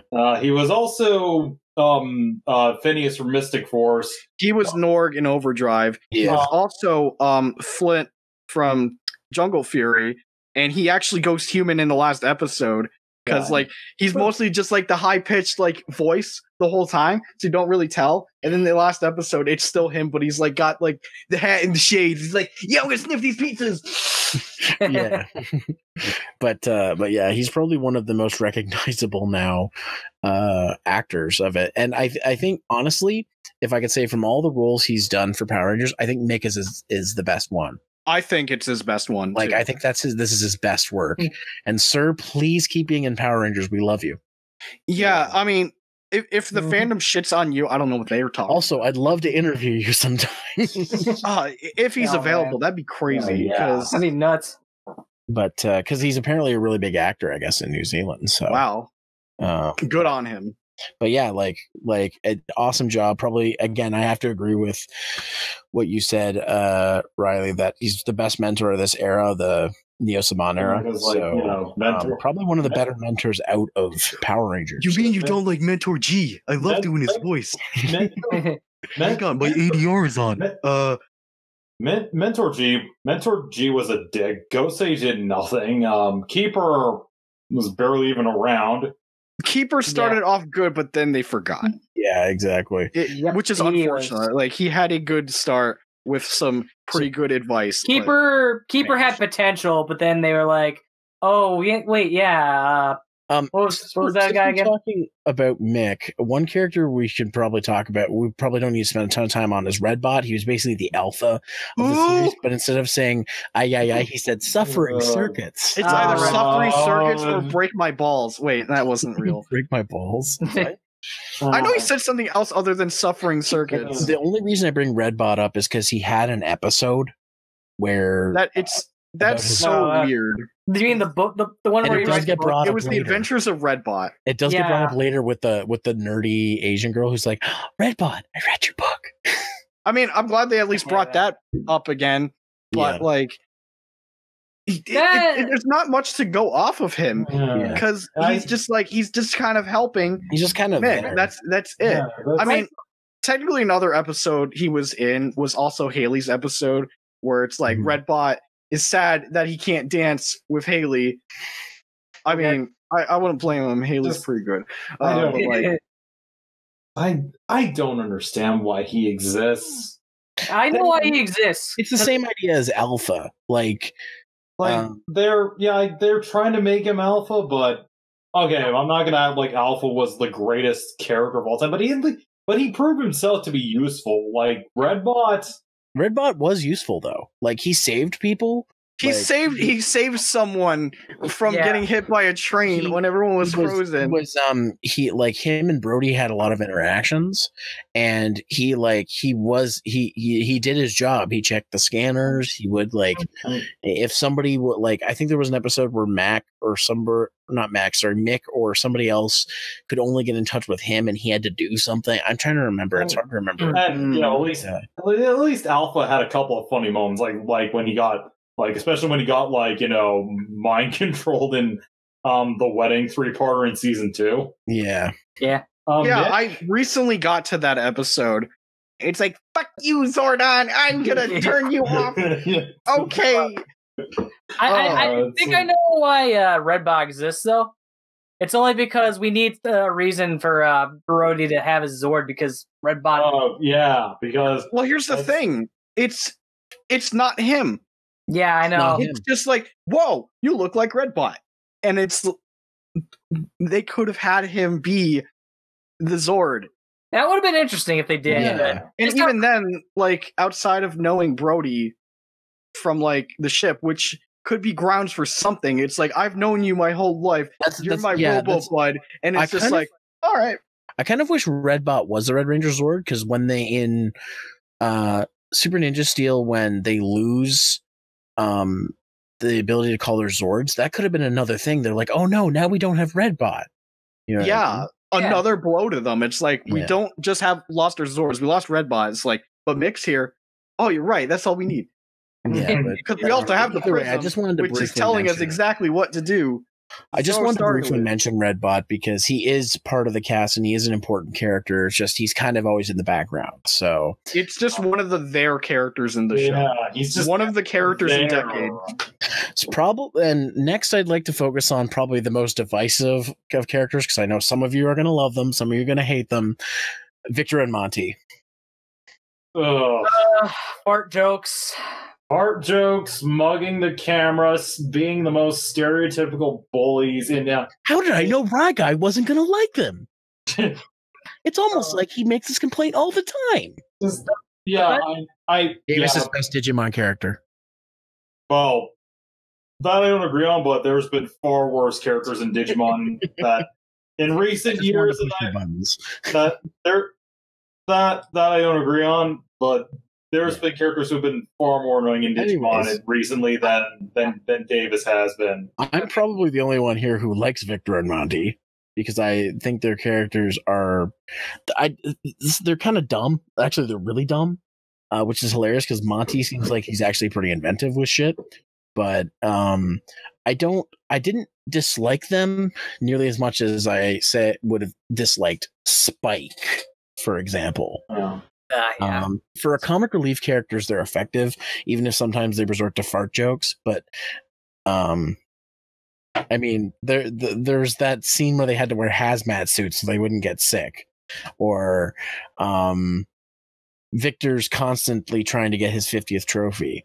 That was his whole plot point the whole season. I know, but the other thing that I like too is in the end, it was Victor and Monty played an important role in the end of the series, and they get congratulated for actually doing a good job. I'll get to that. Yeah, when I talk about them.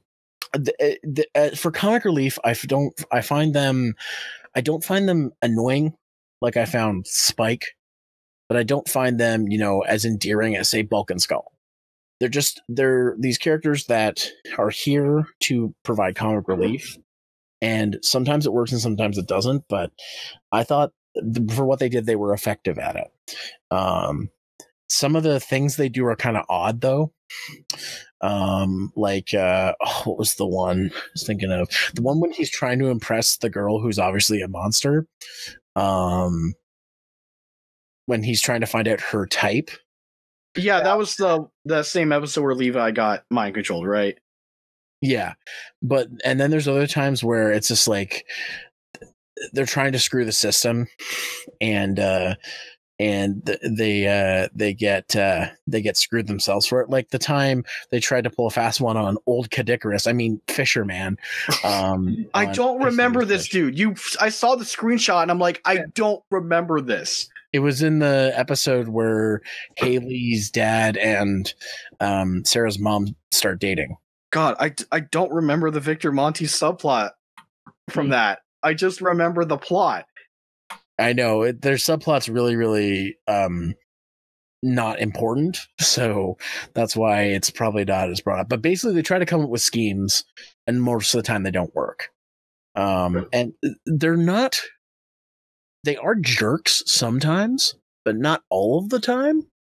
Like, for example, what's a good example I was thinking of? They, like, when they joined the Magic Club. Yeah, that was right near the end of the season. I have a weird problem with this. They weren't assholes, but they had, even though they had an ulterior motive, they weren't assholes about it. They generally wanted to learn how to do magic. Yeah. And that was the whole episode where, because they were actually concerned, it's like, what are we going to do about the teacher? Because if he's gone, the Magic Club's gone. And like, you could see like Victor and Monty be serious here. And normally I would like that.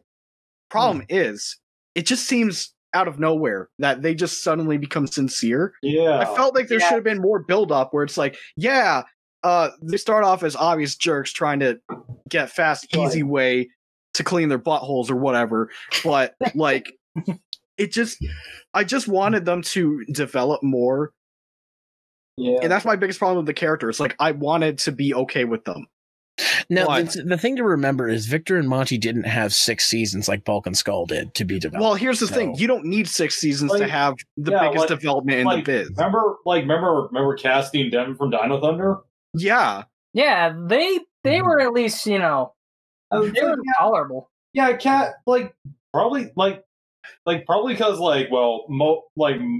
their humor was based around snark and wit. Well, yeah. I mean, being Reefside's biggest fake news outlet, it's got to go somewhere with that. And it's just that's most of the Disney humor in a nutshell. It's snark and wit. That's what I liked about the Disney era. Yeah, there was a couple episodes where like sometimes it would be like there's moments where it's just like between Cassidy and Devin, or the moment, for example, where Ethan kind of just starts dating Cassidy, doesn't technically work out, and then just goes on.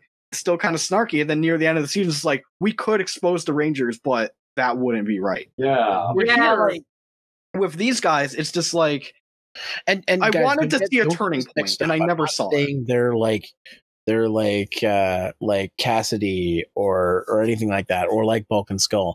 But if they were trying to this is obviously another ploy for them to try to make this season more special, like Mighty Morphin. But it's not coming off as cringy as other comic relief characters have come off as in the past, and that's why I liked them. And trust me, I've had to fast forward through some of their shit. I've done it.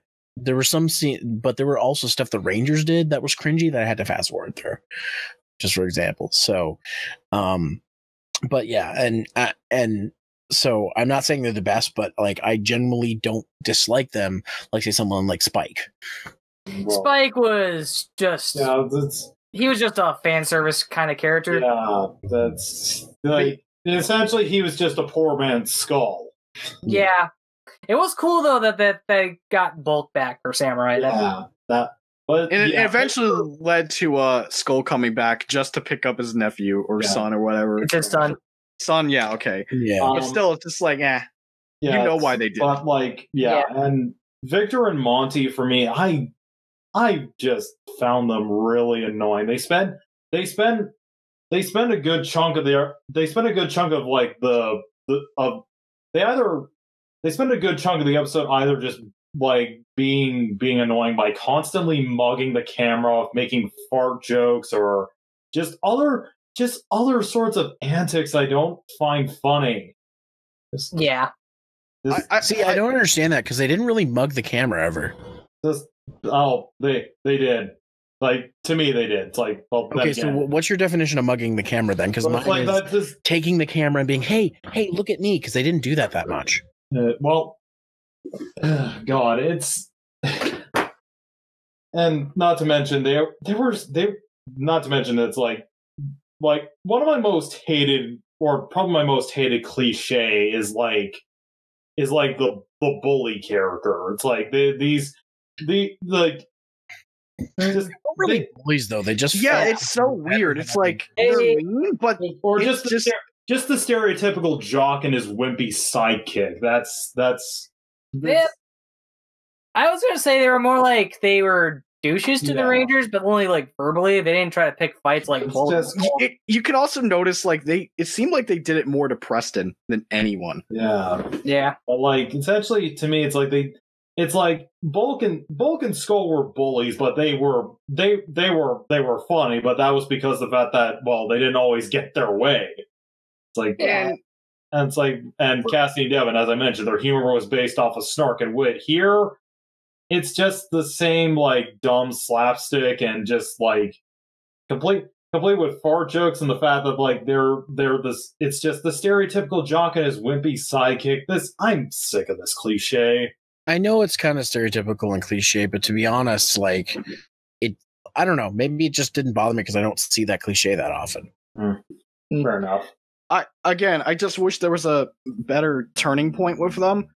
Like, again, like just them being suddenly like pretty normal for the most part in the Magic Club in that episode near the end of the season. I mean, I just wish there was better. I don't think they're super well written. The only other part was that like they had their hair stuck together due to some chemical bullshit, and then the Rangers like helped them out. And I wish there was like something that grew off from there, but we don't get that. We still get their antics. And the thing with their antics, I'm not super fan of. I felt it was too crazy. Like Power Rangers is stupid. Power Rangers is the stupidest thing, and I love it. But I feel like their antics went a bit too far, where it should have been scaled back just a tiny bit more. Yeah. It was definitely noticeable in the first half of Ninja Steel. And like, the fart jokes aren't great. And the fact is, there are a lot of like Bugs Bunny-esque jokes with them too. And I can't believe it! In my own house is Bugs Bunny. Bugs fucking Bunny. Except Bugs Bunny is funny, and Victor and Monty are not. Yeah, it's like then some of their antics involve getting splashed with water. It's like that's not funny. There was an interesting antic they did. I mean, there's some antics I did generally like. Some of them, it's very rare. In fact, one of them, I think a couple of them were actually in the same episode. It was the episode with Redbot going missing because he got blue-balled by Haley from the dance. It was just like, he takes a spill, but Brody gets splashed with wetness while Victor and Monty don't. It's like, I gotta change my clothes, wow. And then it's just like, you got stupid Victor going for dance o'clock. And that kind of cracked a smile to me. Like, there's some things that could crack a smile, but a lot of times I was just stone-faced. And to add to that, I can appreciate what the actors did, because I can tell they hammed it up, and I appreciate that.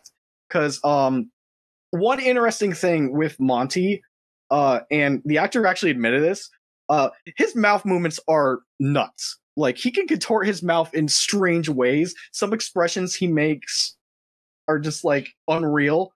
And apparently they had to, like, CGI this out, but there's a couple of scenes where, whenever, say, like, someone else, like, say, Victor is talking, Monty would mouth the words, and he's not supposed to do that, so they had to CGI his mouth shut. Like, not actually say anything, but just be like, because that's just something Caleb did. That's great. But like, I appreciate them hamming their performances up. I just wish there were better characters that had a better turning point while not losing who they were.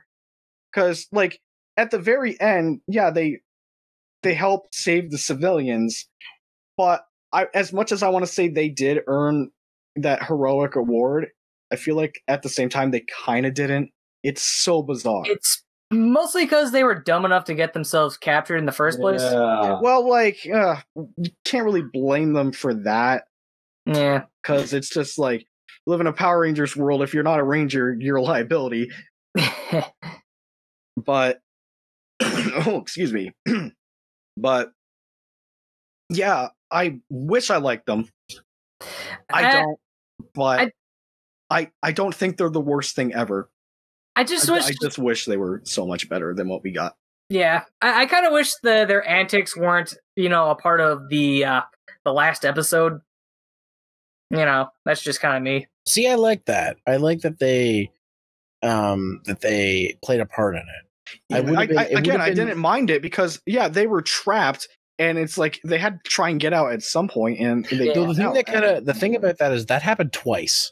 That happened in the first finale. They got captured twice, and it's just weird that Galaxy Warriors kind of didn't remember this. Although, fuck, I'm trying to remember the first time it happened. Oh no, first time they were just kind of like, what, in the back or something. I'm trying to remember. Because I remember they had to eventually go in disguise to try and find their way out. And then that's when they just started farting everywhere, which ruined the episode. Yeah. They fart a lot.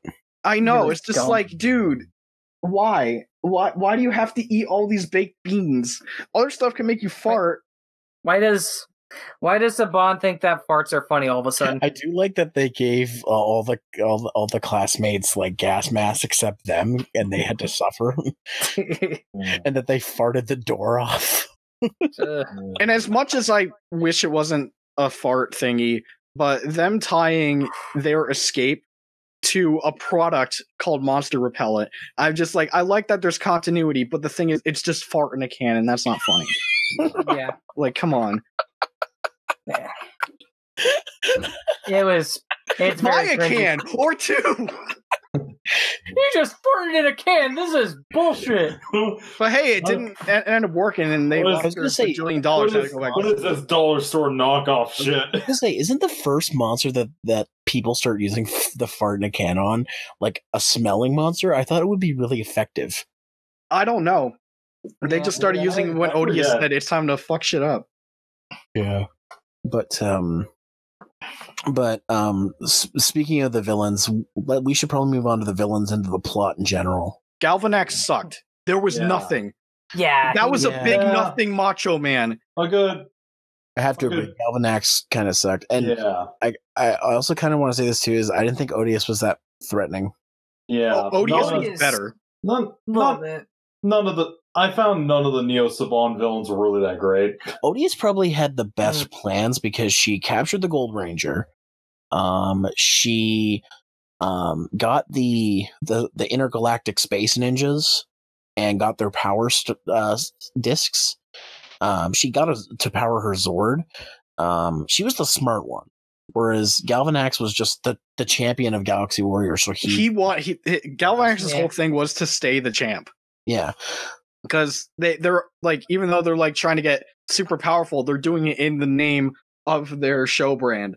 Who was the first? What was the name of the first general? The one that gets killed off, or has a thing with Brody? Ripcon. Ripcon. Yeah. I already complained about Ripcon and how like there was not really too much of a rivalry that felt, he was great. Just there to be a stepping stone for Odious. Yeah, and it's just he's been. God, the voice, like the freaking Skeletor voice. He-Man, I mean Red Ranger. And then there was he didn't really do much, but he was the host of like Galactic Warriors. Basically, Cosmo's great.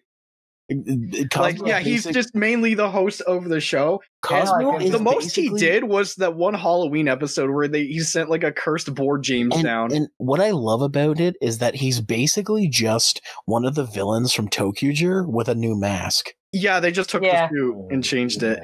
I do like how there's like different masks for him that in the show, like they would like change it, whether it be through like editing or whatnot. And I liked his voice because it's just like, he's putting on a show for the same exact audience the whole season. Of like former monsters or whatever monsters we never see. But yeah, you gotta use the Tokuger assets somehow. Which I'm fine with, but I did not like that mask. It looked awful. Wait, which one? He had like several. His first one. Yeah. That doesn't help. Are you talking about Tokyo Mask or No, the one Cosmo had the same face that had different expressions. It's the same thing. Yeah. So saying the first one does not help. It's like his regular one. His regular ones. Essentially, like the Tokuger, like that. Because there's one thing I love about Tokuger is like the Shadowline aesthetics are absolutely amazing. It's like the mask they gave him in like Ninja Steel, like all the masks in Ninja, they look terrible. It's like I hate to it's like I don't like to agree with like a lot of reviewers, but I agree with Deshinta. He looks like frickin' Elgar. I would not go that far. I think that's an absurd claim. Yeah, I sat through the turbos, and I'm just like, no. Nah. Because Elgar had, like, not just face-wise, had worse stuff going for him. Maybe, and, you know, it could be I'd be giving it a bit more of a pass because Tokuger is one of my favorite Sentai seasons. Yeah. So, seeing anything from it, I don't watch Sentai, so I have no input. Yeah, I hope Tokuger gets a second chance. It's probably an adaptation. That's the only thing, because kids don't really care for trains outside of Thomas the Tank Engine. But also it's like the villains in this, I didn't like them. They were pretty run-of-the-mill villains to me. So essentially, sorry to say, you know, another problem I have with the Neo Saban era, all the villain voices, like despite having like different sort of like pitches to them, they're all just the same gravelly, you know, roar, deep roaring, I'm growling because I love Sludge though. Yeah, Sludge was awesome. But Heckle stole that so hard. Once Heckle came on, I'm like, oh man. Yeah. It's the same gravelly voice, but at different pitches, you know what I mean? Mm-hmm. And it's like, and there's really nothing like menacing about it. I'm sorry.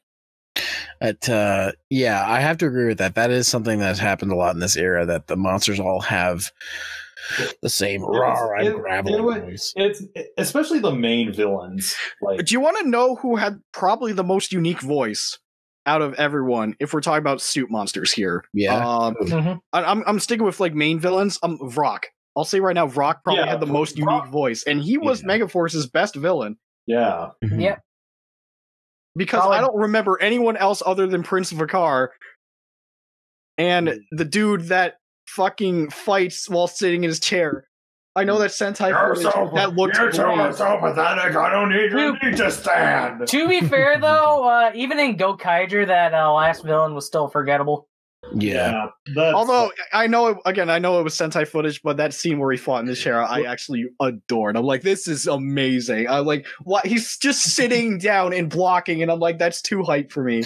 I think my favorite villains, actually most of my favorite villains from the series, were some of the generals and whatnot. I guess you would call them general class villains from Super Ninja Steel, like the intergalactic ninjas, and I forget the dude's name. The green dude who was in a robot and who's really a tiny dude in a robot. And the other that weird wizard dude. I liked that. Sounded like he had like his balls up his ass. And the fighter he brings with him, who's the girl who was from Sledge's. It was just one of Sledge's prisoners that just kind of like, hey, that was also really cool too. Yeah, but like, what was the point of bringing in Sledge? I'll tell you right now, damage control. That was it's so because a lot of people, because of how Dino Charge ended, were like, "What the fuck?" Well, like where because of how timeline disaster. Well, it ain't that makes timeline sense disaster. That makes sense from a writing standpoint, but from a story standpoint, he didn't really do anything. Yeah, I feel like. Well, if we're talking about Ninja Steel's story, it didn't, but I feel like it was still a nice addition. Because, well, last season we had those questions, and it's just like, well, after the black hole bullshit where Sledge went in, but so did Earth. We don't know that Earth. That was actually the only good thing that come out of it. They just established that Dino Charge is in its own separate universe. Well, yeah, because they had to resolve something that the fans clearly didn't have glowing thoughts on. But at least one thing I did like, even though I wish it sort of wasn't the case, it's weird for me to say that. But like, hey, Sledge does come back at the very, very, very end of the Christmas episode, because it's like, what the fuck? The Ninja Steel's gone. He kind of just slowly figures out, like, all right, I got to do this bullshit, and he just comes back. Well, I think Sledge is slow of a lot of things because it took him 65 million years to get back to Earth. Well, I don't know, spinning endlessly. Fucking who knows? And like, I don't know about fossil fuels or bullshit. He lost all his asteroids and he killed the dinosaurs with them. Well, that got retconned. Thanks to Dino Charge's finale. No, the whole universe, like the Earth destroying thing got retconned, but it's still in some place and sometime happened. It's just because of what they did in the finale, it put them in another dimension. You know, I kind of found it weird though. Sorry, go ahead. I found it kind of weird though that Sledge all of a sudden cares about the ninja stars to, want them. Well, it's just like, he doesn't know what dimensions he's in. What he's going to do if, say, energems aren't around? Yeah, it's a power. Yeah. It's just like, this is the next best power source. May as well do something about it. It's like power. Also, I don't care about my wife. I love how Sledge goes out of this season the way he started in the last season. Oh, it's a bomb! Yeah, when that was happening, it's like, please say it, and they did. Thank you. I mean, they knew about like that whole like joke, because like nearly every episode of Dino Charge started with that clip of him saying it's a bomb, and people, it's cute. I like that. But specifically, getting back to what I was saying with those later generals in Super Ninja Steel, it's funny because like you guys warned me so much that Super Ninja Steel was not as good, and honestly, I only found the first few episodes really not that good. Who warned you? I never said it's worse. You did. You were one of the people who were like, no, I said like people are saying it's worse, but I never said I agree. Maybe I mistook that, but you wouldn't have been the only person who said to me, "Is like, oh man, the second half is bad," and I was anticipating it to be bad, and I was kind of surprised when I'm like, I'm actually kind of liking this more. It's an improvement.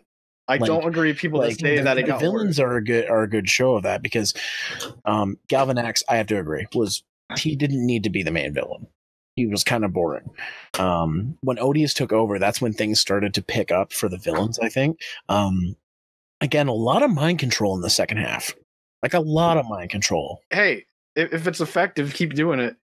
But yeah, and that's probably why Odious kept doing it, because then in the end, she uses mind control on pretty much half the population. So hey, watch some dumb TV. Yeah. And the funny thing is, when I was watching that, I'm like, people don't watch TV. It's all about the internet nowadays. Yeah. So you just go into public, you see Ninja streaming. It would have been better. The Twitch user Ninja. I never gets mind control. Because even early on, Victor and Monty start uploading videos to YouTube to try to get popular. So, well, YouTube has kind of changed over the year, because Ninja still started last year. Yeah, but it's like ah. But still, I think like there were some moments in Super Ninja Steel that were kind of like awkward and made me roll my eyes a little bit, but I generally felt like the quality didn't really go down that much. If anything, I have to say it probably went up. The way I felt for the most part it's like if it went up a tiny bit. Other than that, it was like kind of steady how I felt. I never really fluctuated. Yeah. Mm-hmm. Before we get into final thoughts and stuff, do we want to talk about the anniversary episode? We have to. Oh hell yeah! We got That's it. the best. I'm surprised we kind of nearly neglected that. Yeah. Keep in mind, we should talk about even though it's like not super important, just the episode prior and of course the Christmas episode because there's a little extra. When I saw those cloaked figures come in, like even if like I didn't already know that there was an anniversary episode coming up, I would have been like, those aren't nobodies. Those people are important to it. Well, I'll just say right now, based on how Ninja Steel was going in general, I didn't really pick up that it was them. And then on rewatch, I'm like, how did I not notice that the very good was Coda? And I'm like, I loved Coda. How did I not pick that up? Maybe because my TV audio in our family room is shit and the audio mixing is all weird because of that. I will say, there was only one thing I got spoiled on with the anniversary is somebody accidentally sent me a short clip. It was only like 15 seconds or something of like Tommy as the Dino Thunder Ranger. So when I saw that, I was like, and then I'm like, nope, I'll wait until I get caught up. I won't watch it now. I'll wait until I get caught up. And I'm glad I did because I was very surprised at some of the choices. Actually, the moment that I remember now, Evan, because I was saying to you, I remember the moment that made me go, what? Was when the, I'm skipping ahead, but the moment when Tommy summons the Falcon Zord. I wish I had that context. I'm still catching up on Mighty Morphin. I'm like, I don't have Falcon Zord hype. I just know it's an old Zord that apparently people like. Dude, that took me back to when I was a kid and saw the Falcon Zord for the first time in the movie. Like, holy shit. Oh, yeah. I think a lot of people really loved when the Falcon Zords show up. I mean, I'm just like, that's cool. I haven't watched Mighty Morphin, so I don't have a personal connection. Or if I did watch Mighty Morphin, I was a very young kid and don't remember. Because it started making me think the Megazord that they get with the episode where the cloaked figures are introduced. Yeah. The one they have to earn, which, by the way, also love this isn't like Megaforce where they actually have to earn their powers and not just are handed. Yeah, and I think it's cool that, like, once you find out it's like, yo, it's actually old Rangers, them being like, all right, this is a test. And because there's certain references, because the Red Ranger's Falcon Zord kind of reminds me of the White Falcon Zord a little bit, and I know that has the whole ball thing from on the chest from Ninja Storm. So it's a reference. It's a referential Megazord, but all the Zords feel like they reference past Sentai, or in this case Power Ranger stuff. I just found it kind of odd they never put that together, but I like that it's these cloaked figures ended up being Rangers that introduced this idea that they're new Zords, but you don't just get them. You know what I mean? Mm-hmm. Yeah. Also, funny thing, Ninja Steel had an episode where they used stuff that showed both the Kaku Ranger and then the Ninja Storm logos on their Megazords, and it's like, oh, they're not showing up in an anniversary if they're just going to use that as stock footage. Yeah. Kind of a missed opportunity. Yeah. But I love that during the I can't remember if it was the Megazord battle or near the end, where you just see like the cloak and you just see the that was near the end while they're watching it. It's like, maybe we'll need their help in the future. And part of me was like, oh, and then another part of me was like, wait a minute, Chip Lin, never mind.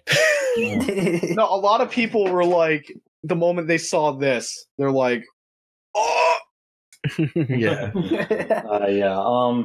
That episode was, I didn't like it, but it's still better than Clash of the Red Rangers. Yeah. Oh, yeah. Yeah. Oh, yeah. It's leagues ahead of the legendary battle. And definitely that. Let's not go too far ahead here. Let's. Yeah, it's like we barely even talked about it. It's like, is this one thing I like is when the episode actually does happen, the Rangers know who Wes is, but they don't know who the other two are. Yeah, I think that was also written in because it's just like if the Sledge cameo wasn't a clue enough, they pretty much say like, okay, Coda's here, we can at least explain it a bit and more. This confirms a little more of the multiverse theory of Power Rangers, that there's several universes, kind of like Decade. And hey, because of that, it doesn't rule out the comic book universe. Exactly. Yeah, or even the movies. Yeah, exactly, like anything possible, which I think is great. Yeah, it does upset me that it's not all one timeline, but I mean, at least they have a good explanation for why. Well, I mean, because of RPM, that was never. RPM kind of fucked everything, even though it's a great season. It's like SPD didn't really help any matters either. Well, but, SPD at least said like, no, it's far future. Don't worry about it. Yeah. Where Mentor G is the villain. Yeah. Yep. If Power Rangers is still going till 2035 or 2025, then be concerned. 2025. Then there has to be a cameo from the SPD, Rich.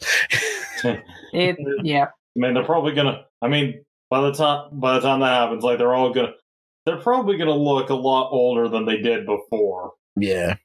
Like, cause like this is like what? Or just get voice cameos. Yeah, SP, or just get a Doggy Kruger to be there. Yeah, SP is like SPD was they were working on SPD when they were all like in their early 20s. So and like by the time it gets to 2025, they're all going to be in their fucking 40s. Probably. We can only hope that SPD movie actually happens. Oh god, yeah. Yeah.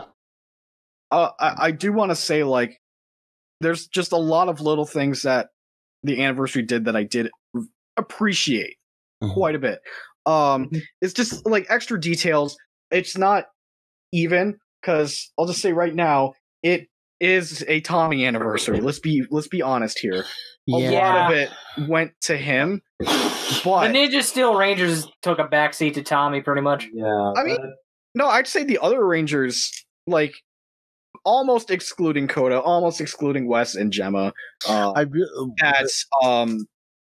Ninja Steel Rangers actually had an okay amount of screen time too, because they had their own battles inside fucking movie. Yeah, they used footage from the fucking movie. That's why they did. Yeah. Let's tie Brody to the fucking chest for some reason. Like, they don't explain it in the anniversary. Like, Sarah's like, "Hey, I'm gonna tie you to this." I was like, "Oh, okay," and then he just kind of flies away with it. And then it doesn't work out, and then but back to the details. One thing I did like, and of course it is Tommy focused, but like he's just coming back. He still lives in Reefside, and like he has a kid now, which is implied to be Kat's. I was gonna say, did they imply that him and Kat are together? Yeah, they kind of did. One clue was when they leave through the Fox portal. All the portals and all that, they're holding hands. Does that mean the Christmas special from Zeo is canon? Sadly, probably. Yeah. I guess. Oh. Okay. Well, like, one would have to question, where the hell was Kat during Dino Thunder? Who knows? Maybe they got married and whatnot afterwards. Like, I don't think marriage. They decided to fucking have kids. I don't know. Yeah. Like maybe like they didn't tie the knot until, again, like you said, after Dino Thunder, probably like because, or maybe they didn't. Let's say that like Tommy moved away to Reefside, and that's where he like worked on stuff, and then eventually it's like Kat could like move in with him, and then eventually settle down. Probably. I think it's the same lodge too. I actually can't confirm this. I think they used the same lodge from Dino Thunder where Tommy lives. I'm interested to see who Tommy's son is going to be in the. Well, his name's JJ. That's the only thing we got in the canon. Like, is Tommy's son? Yo, you could have my Master Morpher. Just know how to use it. I did in general like the use of Wes, Gemma, and like Coda. Them just kind of working with the Ninja Steel Rangers. I did like that dynamic. Yeah. Then, fucking them bringing back Rocky still making me laugh. On the face he made when they wake up, it's great. What happened? Rocky's like, "Oh wait, I was not in the Forever Red team up, so have me here." I wish he at least brought something like that up. It's like, how come I wasn't invited? The only thing that I think is a big misstep for this one is that not a lot of them most of them didn't even get a line. And when they got, if they did, they only got like one. Yeah, a lot of the returning Rangers only got one line of dialogue. By the way, your favorite Antonio came back. Yeah, I know. Yeah, and all he said was, "Thanks, Tommy." You know, one missed opportunity with Trent. That, like, yeah, he only had one line. I wish he had some line where he said the words Dr. O. I felt like that would have been a nice extra touch. It's like, it's been a while. You're still Dr. O to me. Mm-hmm. Yeah. Type of deal. Zero's other favorite, Gia came back. Oh my god, Gia. I was happy she was there. Was but she still wearing the same outfit? She didn't have a speaking line. I was like, God damn it. No, she spoke. Did she? Yeah, she was talking about like, we were gonna meet up with Tommy, and then there was some blackout or something like that. Okay. Yeah. Well, everyone had at least one speaking line. TJ's was like, Lord Draven. I was happy she was back and that she was in the Megaforce form. Oh yeah, because if you use Super Megaforce, like the fuck, she'd be like the most OP Ranger in that. Yeah, I mean, and then it's like, well, when they cloned them, you're fucked. If she got cloned, they cloned everyone. To decide between Luca and Gia, but because I like them both, but I don't know. And if I have any criticisms about the special, we never heard of this Lord Draven guy before, and they were kind of acting like, oh, he's a super, crazy enemy that we all faced. It's so weird because, like, because of the name, people are saying like it sounds like the comic villain name, Lord Draken, I think. Yeah. And even then, we got like TJ saying a line where it's like TJ was apparently familiar with this dude. Which there's some backstory that we don't really get. There's probably something like, because the thing to keep in mind is it seems like with this whole thing is that Wes is still doing something with Time Force. Yeah, that's how he has all this portal shit. It's like, dude, and I've got it. Probably realizes that, as my buddy Billy says all the time, time's not linear. Things happen in other dimensions. So my headcanon is that they realize this and they make him basically in charge of like interdimensional time copying. I don't know, kind of like Trunks does in Dragon Ball Z now. Where he's like he works under the Supreme Kai of Time. So if you don't get the reference, it's a thing that happened in Dragon Ball Xenoverse and has become kind of a side canon thing with Dragon Ball Heroes. But either way, like I think it obviously he still has a major role as a ranger, and he's probably the one who informs them of these things, or it's probably his job to like take care of things, and probably representatives from each dimension. Like you could say Coda is the representative from the Dino Charge dimension, and oh god, what's her name? Gemma is like a representative from the RPM dimension. I think people complained about how Gemma was represented. I'm like, I don't have a problem with it because, like, yeah, Gem's not with her, so she doesn't have that wordplay with him. Yeah, how would it work? Like, I'm pretty sure there was an episode with RPM where they sort of delved into that, and it was specifically with Flynn. And then, but it's just like, how is it a problem? Gemma's first plan to stop the machine was to shoot it. And I'm like, that sounds about right. It's like, quick, shoot the machine. You're blowing something up. That sounds like a Gemma plan. One of the reasons why, like, I'm okay with it being Gemma is because in RPM, she had a thing with Flynn, like you said. Yeah. So she didn't always have to be with Gem. Even though they were obviously brothers and like pretty much together, period. Yeah. You know what they could have done though? But they could have just made fun of like Clash of the Red Rangers and have the Gemma say, "Oh, Scott was worried about not being able to breathe on Morth." Oh my god. I mean, I get why, but I feel like somewhere with the writing room, they kind of just didn't want to like shit on past work kind of thing. There's probably just some sort of things like we could but would that look good for us? The other Maybe yes thing and no. that That's weird. could be a theory with that is maybe Clash of the Red Rangers happened before Wes had any interaction with the RPM people. So Scott, as much as I don't want to give that movie credit, Scott was just being careful. Yeah, and then like, who's not to say that Scott went back and said like and told the story, Mhm. and Yeah. it's like apparently people are able to breathe there. So I don't know if you want to just go helmetless, whatever. Yeah. It was still stupid, I feel. Yeah. Yeah, it was just a weird writing workaround. My big problem with this anniversary, and I know it sounds weird, but I wish it was a proper two-parter. I feel like a two-parter would be enough. Yeah. Forever Red had the same problem. It was too short. Yeah, I mean, in general, I felt Forever Red may have been too short, but I felt like what they did in that time span was good enough. And I feel here it almost does that, but it's so close, but so far. Something I've learned to accept is nothing is going to top Forever Red or Reinforcements from the Future. You just can't top those. I don't count Reinforcements. I count that as just a normal ass team up. A fantastic one. Yeah. But we're talking anniversary team ups.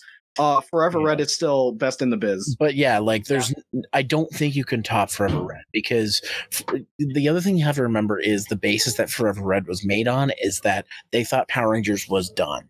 So they didn't pull any punches essentially with it. And actually, and the funny thing about it is because Forever Red, being as heavily edited down as it was, had a ton of footage that ended up getting leaked online of extra fight scenes and whatnot. So, and the other thing too is Can you show me that? I don't think I've ever seen the extra footage. Oh, it's on YouTube. I'll send it to you later. Cool. The other thing to remember too is something like Forever Red.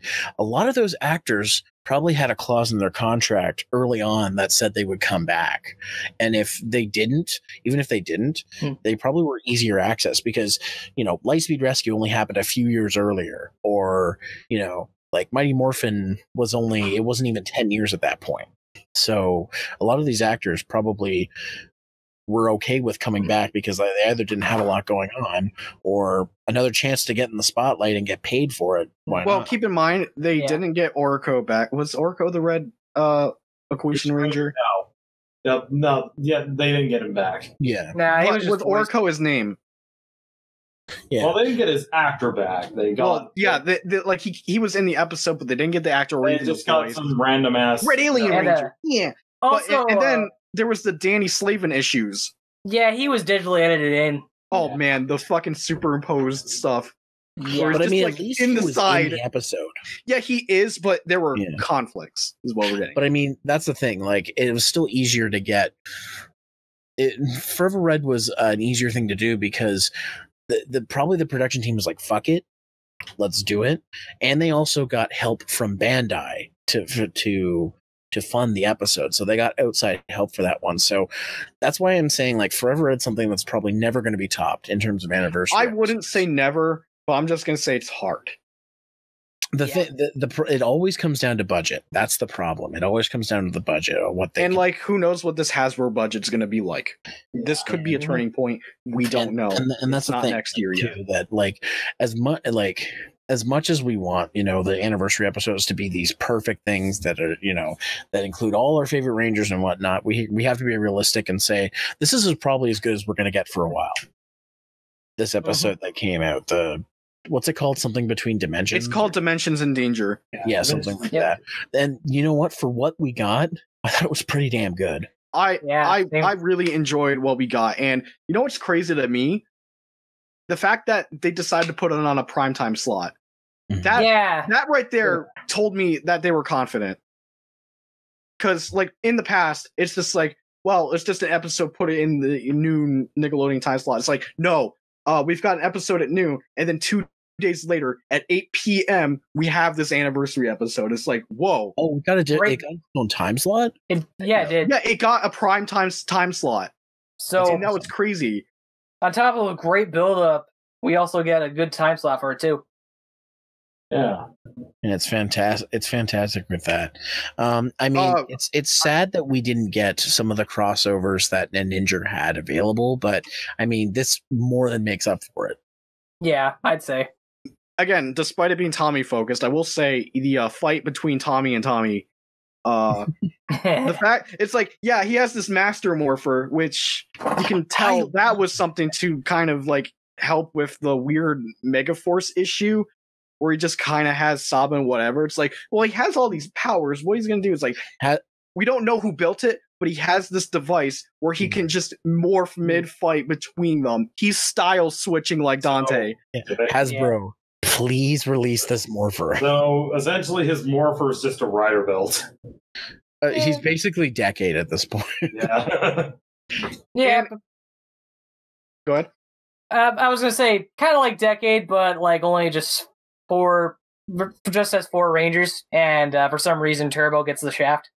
Yeah, that's weird. Still, yeah. I guess it's because TJ's there too, but still, yeah, that hasn't really stopped anything. I mean, personally, to me, I always visualize TJ as the red Turbo Ranger, but By the way, just side thing, I think it's cool that Decade is a big part of the current Kamen Rider season, and that he has new cards. Just wanted to say that. I need to check the new series out. I haven't really. So far, he's done Build and Ghost transformations, and I'm like, I can't wait to see more. Well, he's going to transform into Wizard. Well, yeah. I can't wait to see his Drive transformation, but I still think it's cool that, well, it's not like, say, an extended cut like Legend War got after the fact. We got like a little extended scene from the Tommy fight, where it's just a little extra, because like on the broadcast, it was pretty much he goes up against the evil Dino Thunder one. He starts with Zeo, then he goes into is it white then green or green then white? I forgot which white. White's first and then green. Yeah. Okay. In the extra cut, there's a little extra dialogue, and he starts with the Dino Thunder and actually does the pose before he does that, and he loses that first part of the fight and has his helmet crack. You don't see that on the TV broadcast. It's a nice extra, and then he goes into Zeo. It should be, it's available on Nick's website. I don't know if it's on YouTube. I can't watch it. It is on. I think somebody did upload it to YouTube. If it's on YouTube, you can totally watch it there. Then. Yeah, or Twitter, or make it straight Unreal. You send me that, and I'll send you the extra stuff from Forever Red. Now, I don't know if there was any extra scenes outside of that was uploaded. I know that JDF's YouTube has some behind the scenes of the anniversary, which at least take a glance at, because behind the scenes stuff is cool. I just don't know how much extra footage was shot and not used, but that extra scene is there. It's entertaining. If you hate Tommy, then then this anniversary might be a problem. Also, another side note, is Tsukasa the Tommy of the Kamen Rider franchise? Might as well be. I think he is at this point. Except Tsukasa's cool. Yeah, but let's we're going a little long with this one, but let's start talking about the ending and the extra episodes, like the Christmas and Halloween ones.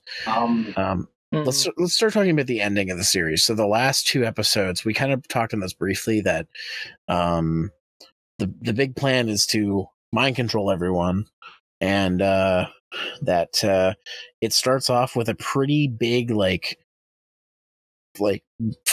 probably the biggest fight or whatever that Calvin and, why do I keep forgetting her name? Haley have. Thank you, on screen, and they break up for a little bit. You know, the beginning of the final episode even had the balls to mention Haley and Calvin broke up. Yeah, the fucking recap man is like, also, this happened.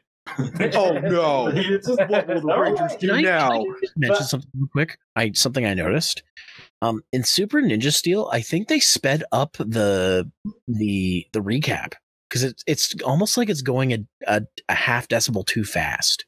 I think it's mainly because that may be just you. It could be like they're trying to fit in so much dialogue within the recap while keeping that same speed, so it seems like it's going faster, because it's like, I gotta read the script really fast. Super Ninja Steel. It felt like they took it in Vegas and they stretched it down a little bit so it would go faster. You know what I mean? How many episodes did you watch? Because it has that sound you get when you take something in Vegas and stretch the audio down. Now, how many episodes did you watch on TV? All the ones that are available on Netflix. did you watch the entire Super Ninja Steel season on Netflix? No, because it's not all on Netflix. Okay, so I'll tell you right now, it was probably webcam. Well, it was probably edited not from the broadcast. But even the Netflix ones, I noticed. I don't know. Like the way he would say things like 10 years later, like it was too fast, like it was unnaturally fast. Yeah. Like it was edited. That's the thing. Yeah. Like, so there's something weird I just thought I'd mention, but also going back on like the whole like how they bring up like certain stuff. It kind of reminded me of like that one recap at like the beginning of like Turbo where the narrator's like previously on Power Rangers Turbo, Tommy tested his race car. Or how about in space, Satan's climbing a mountain. And they did that for like 3 episodes and even mentioned it episodes after he climbed the mountain just to catch you up that he climbed it. Just, as if it's important. So it's like out of context. It's like, oh, he's climbing a mountain. It's like, there's a reason why he is, but it's like, yo, Zane climbed a mountain. Oh, man. Then he took a shit. Then he jerked off later on. Oh, God. Don't ruin my childhood, Rye guy. Too late. He did a Norwegian mudslide. But yeah, like that, like the final the first half was pretty interesting. Like that I love also that like before that they had like a couple episodes before that they had kidnapped Mick. Yeah, and basically. I think it's interesting that like even then it's like, yeah, he's kidnapped, but they even had the idea, it's like, all right, well, obviously Mick's gonna be gone, so even though it's like not natural, something's not exactly right, it was enough for the Rangers to believe that, yeah, he's saying he's going away with his parents. It just rides the line. It's like it's enough for them to believe it, even though it's clear that something's not right with the way he's telling them. Because he's just like, yeah, Rangers, I gotta go see my family. Bye. Instead of be like, Rangers, I gotta go. They're calling me Mickle Poo. I gotta go now. Call me Nickel Poo. Canon nickname. The parents said it. True that. We should make Nickelback's nickname Nickel Poo. No, you're not doing that. If you're just gonna make Nickelback worse than it already is. Photograph. I don't think they did too much with it though. With Mick being kidnapped, it's like, yeah, there's that access, and they're able to access the base because of it. But outside of that, it's just like, well, Mick's mine now. And then when the mind control breaks, it's like, because it's like, monsters, get me the fuck out of here. I do like that Odious had the forethought to go after Mick, not just because he's the mentor to the Rangers, but too because he's kind of technologically smart. So it's kind of hilarious that this guy's that's been making weapons and stuff for them is like now in the hands of the enemy. Yeah, he basically made the Ninja Stars from the Ninja Steel with him and Redbot. So exactly, like, of course, it's just like, hey, I can evil possess the prism now that there's no interruption, because she tried to do that at the beginning of the second half of the series, which didn't work because, well, they got interrupted and they got their shit back. Where now it's like full control. Now you can throw in the evil Ninja Stars, make big problems. Something that kind of that I was kind of confused about. I remember earlier on saying that there wasn't a lot of Super Ninja Steel, so I was kind of confused at how they were able to magically have more. Wait, no, are you talking about like within the second half, or like early on in Super Ninja Steel? They mentioned just Super. Because I don't remember that. I remember them saying like they eventually did run out of the original Ninja Steel, and then the Super Meteor happened.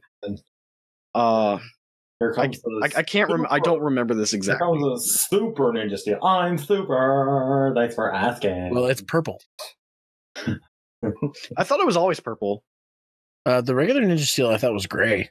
No, it was both, I believe. Fuck, I don't remember, man. They glow. They melt.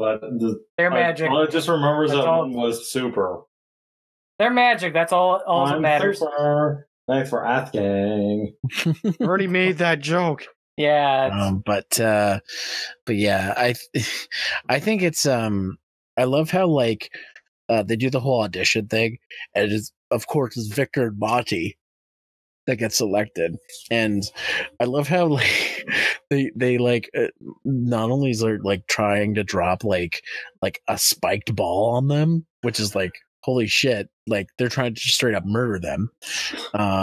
Hey, they're monsters. Like they gave them really don't care. explosive balls, which backfires. Also, it's not murder; it's destroy.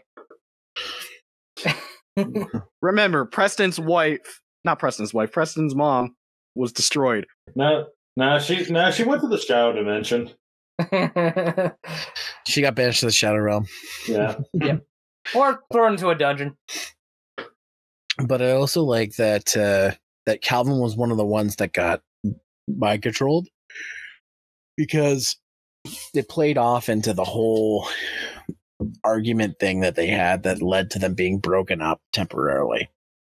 And I can only imagine that Haley felt really fucking guilty when that happened, because to be fair, she was being a little unrealistic. Yeah. Like crazy unrealistic. Yeah, Sarah had to kind of bring her down a peg. It's like everyone actually did not like your performance. And Sarah even had to be like, bro, you weren't that good. Also, the fact is, the fact that Calvin just said something honest with her, and she's like, I thought you were trying to support me. Like, and I'm like, Haley, I am, but if it's like, yeah, you can support without lying. Yeah. Which is why, like, I felt like when they made up, it made sense that they both felt that they were wrong to each other. You know what it made me remind me of? Earlier on in the season, when he did lie, and she forgave him for lying.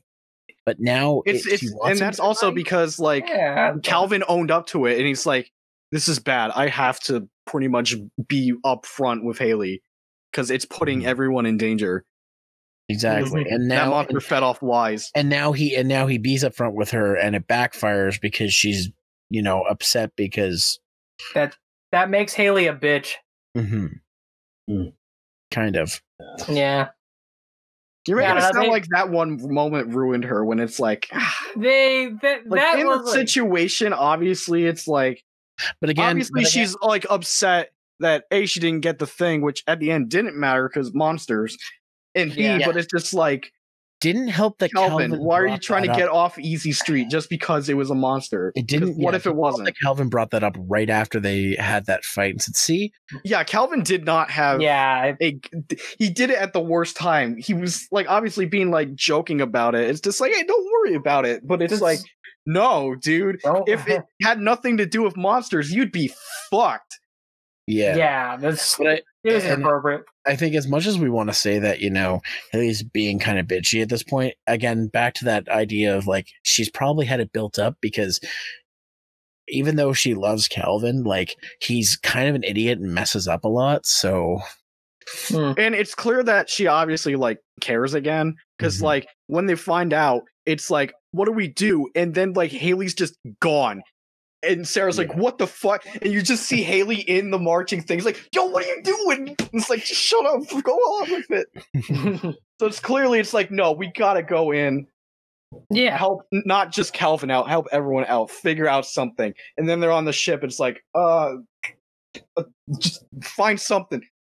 Okay. And then Haley had an unmorph. Not Haley. Fucking Sarah had an unmorph fight. Yeah, and I love that. Like Sarah holds them off so that Haley can go and get the thing, and then that's where Calvin is. And that basically, like, she almost fucking falls, and then that's when and she doesn't turn it off. She shoots the friggin' dish, which I think is great. I felt like that was too easy. Obviously, but I think just from a cinematography thing, which by the way, because of the bloopers, now I know what scene Chip Lynn nearly fall into his death is from. It was from that shot where he was just like right next to Haley going, ugh. But I mean, I personally like that better than having another one of "please remember who you are, Calvin" kind of things. Like, well, she was obviously trying to talk to him, but then it's like worst case scenario, I gotta shoot you. And I think the shot where she pulls the gun out was pretty cool. And of course, Calvin almost going for the blow. Haley just shoots the thing and it works out. Yeah. again, it seemed super quick resolved. Obviously, it wasn't like dragged out. It kind of should have been dragged out. There should have been a little more instead of immediately hanging to your death. There should have been something extra, like fighting, nice, but not really trying to hurt Calvin type of deal, and it gets Haley in the bad position. It would have been nice if they both morphed and fought, and then Haley was like not actually fighting because she's like, I can't fight you. Well, exactly. Yeah, that's what I was trying to get at. But I'd prefer if they stayed unmorphed while doing that. Because there was an issue because they couldn't morph on the ship, or else that would be like, Rangers are on the ship. Everyone, get the fuck over here. That was their big thing. If they morphed, that would have compromised them. That's true. So don't forget that. I'm surprised I remembered that. But yeah, one thing I do like is right after that, just when Sarah's about to like lose against being overwhelmed. Before it became a Brazzers fucking video. Like a bunch of civilians come in with like pipes and shit, and they're like, yeah, let's do it. Let's kick their asses. I do like that the civilians just randomly decide to fight back. I kind of wish it was characters that we've seen. I wish it was more of that, because then it would have had more of a countdown to destruction kind of feel.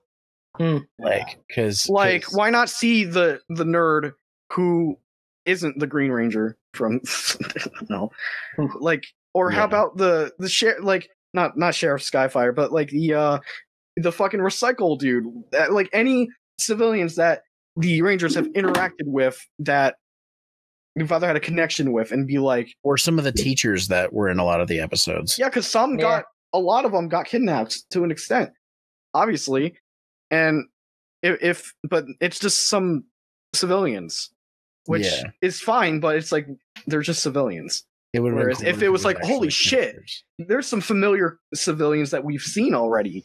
Holy crap. It would have been great if it was some of the teachers or the principal came in and be like, leave our student alone, and then just beated their asses. The principal decides to cosplay Bayonetta because the glasses are the closest thing. New do, dead you. But yeah. Oh, you can't stay dead. Destroy you. Yeah, Saban won't allow that. I don't even think Disney would allow that. Yeah. RPM was the only exception because Disney stopped caring. But I did. Go ahead, Zero. Oh no, I was gonna move on to the next part. Do you have something you wanted to say? I did have one extra thing. It was in regards to Sarah's like quick little fight, and it's just like a problem with the whole season. I feel like Dino Charge spoiled us with unmorph fights because there was a lot in Dino Charge. Yeah, we had it scaled down here, and I kind of miss it. Unmorph fights are always cool. I understand why they scaled it back, but again, Dino Charge there spoiled us. We had a lot of unmorph fights in that season. It was ridiculous. Dino Charge was overall like a very entertaining season. So I probably say I like the Neo Saban ones. It's probably like the least of the evils to me. Yeah, I like that. How much like. Not only was it a show that like it felt like they tried a lot on a lot of stuff, and they actually did in a lot of places made it to be a pretty good show, is that they took time to respect part of the history, something that Super Megaforce didn't do. Wait, which series? Respect some of the history, like Super Megaforce. No, I mean, what's respecting the series? Respecting Dino the Charge history. No, was Dino Charge doing that or Ninja Steel's doing that? Ninja Steel. We're talking about Ninja Steel. That makes sense. Because that's what the anniversary did. A lot of details I liked. It's because it's respecting the history. It did its homework. The actual character development, which is something that seems to be a hard thing for the Neo Saban era to have done a lot of the time. It didn't help that they had to rush Samurai, but like actual character development that goes into other episodes, like a likable cast, like a lot of the casts have been. But this may be crazy, but throughout this era, I don't think I've hated a single cast. I think the Samurai cast. Like I feel like they got the good cast. Samurai was the weak end of the stick, but I don't hate any of them. Yeah, I think my I only mean, I love Najee. I make fun of him all the time, but I love him. my biggest issue, and this isn't really a hate thing, would have to be with Hector, because he was always whenever people ask him, "What's your favorite season?" He's always like Mighty Morphin. Even when someone said besides Mighty Morphin, he still says Mighty Morphin. Well, sometimes, who knows? That could be the only thing they've watched. Yeah, It's very possible, and it is a real thing. Well, yeah, popular in pop culture, but in terms of like the actual fan base, not so much these days. yeah. Yeah, because like some actors for recent seasons have says like they've only watched it, but there's some that are like Yoshi. It's like, no, I watched time for it. Like, And everyone's like, yeah, Yoshi. Like even all the Yoshi's other actors, like awesome. Yoshi knows a lot more than we do. Yeah, They're and upfront having about it. Yoshi and I don't know the name of his brother, Peter. Peter, having them involved in these seasons was nothing but a good thing because they took their fandom into these roles and it improved the series, I think, because I will say Peter took it like a champ because people were hating on him and Preston, and I'm like, it's like I see. I don't know why, because I thought he was one of the better ones. because he's part of Ninja Steel. That's why. Because they're both part of an era. Because they're both part of an awful era for powers. Like, I don't care what you think of this era. Just leave the actors alone. Yeah. Yeah. Yeah, it's like you want to love the franchise. You have to love people that Yeah. are generally doing their jobs that isn't stealing from charity. So The guy from Overdrive is the only one who deserves it. Yeah, that's the only one where I say fuck this guy. Yeah, he's a piece of shit. But moving on. There was something else in regards to Ninja Steel. One thing we didn't mention is, we were still talking about the last episode. We kind of got sidetracked. The only thing I really wanted to mention else is like I'm glad that they finally brought Dad back at the end. I'm not. Because he should have been there more than then. Yeah, I'm gonna have to agree with Unreal there. I think him showing up would have had more impact if he helped train both the Rangers and his son. Like, look, we got Aiden and Brody, obviously the sons of fucking Dane Romero, the greatest ninja on the Earth's greatest ninja.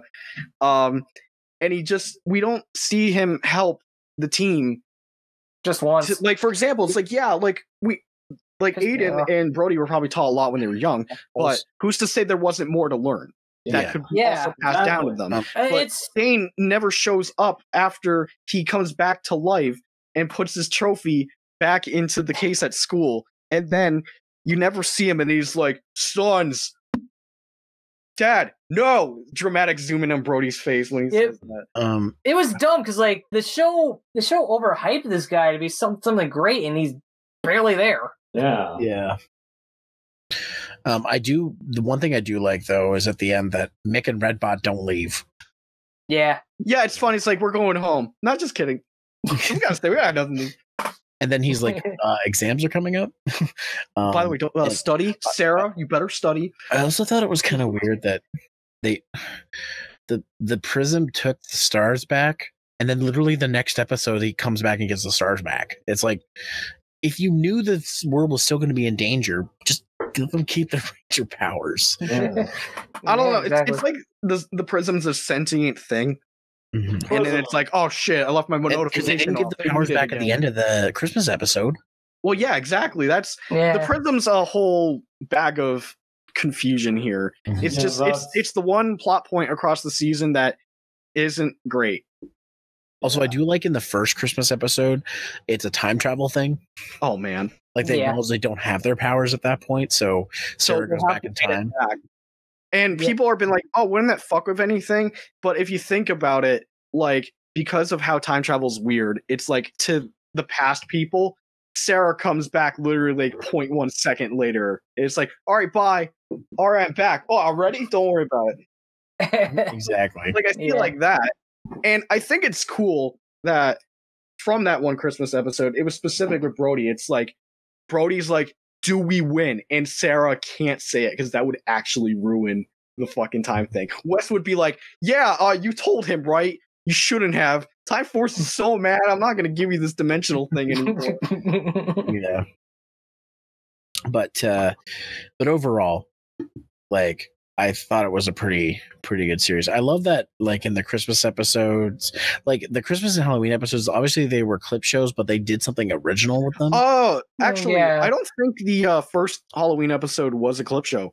They just took nearly unusable dumb footage from the bad Sentai and used it. Like, for example, like they go into the board game separately whenever it's their turn, and then, for example, Calvin's like on the truck with this clearly Japanese rider that's about to go off a cliff. Yeah. That was not a clip show, so they used some stuff that in a normal episode would be like, no, we can't. Yeah, but I do like when they did have to do clip shows, they actually did something original with them. Like the probably the weakest one is the Rangers on Trial. Well, that's the thing. They kind of took it from Dino Charge again. The same like Halloween Trial people, the same pumpkins. Oh wait, is it the same pumpkins? It is the same court. Oh my god! Wow. I can't believe I didn't notice that. I noticed it immediately because I'm like, they did this already. So the pumpkins can travel to another dimension. So I think they did say they were interdimensional or something. So the Christmas episodes more so were the ones where they actually were a little more original. Because I mean, the second Christmas episode we get Blue Ranger team up. Yeah, we have to mention that Coda comes back again outside of the anniversary just to team up with his real life actor brother. And Poisandra gets a talk show. Yeah, and the other and I like how all the other characters are like, I don't want to be here. They're like, okay, yeah, this is an episode for the brothers. Why the hell are we here? It was pretty clear that it's like it's pretty clear Chip wanted that to happen because it's like, well, you know, why not? Here's the thing, they had like zero chemistry in the anniversary episode, so I'm really glad they gave them the chance to actually interact in this Christmas episode. Yeah, the anniversary went to like many other aspects that did work out, because I wouldn't be surprised if they didn't do it because they thought maybe that would take away from the anniversary. But you know what it gives me a flashback to? It gives me a flashback to when Justin came back in space. Oh yeah, where it's like, Blue, who are you? No, dude, Justin, it's me, TJ. Oh, cool. I'm just confused why there's another Blue and Justin got mad and it was TJ and he was like, oh, you look great. Also, kids still sneaking out after midnight.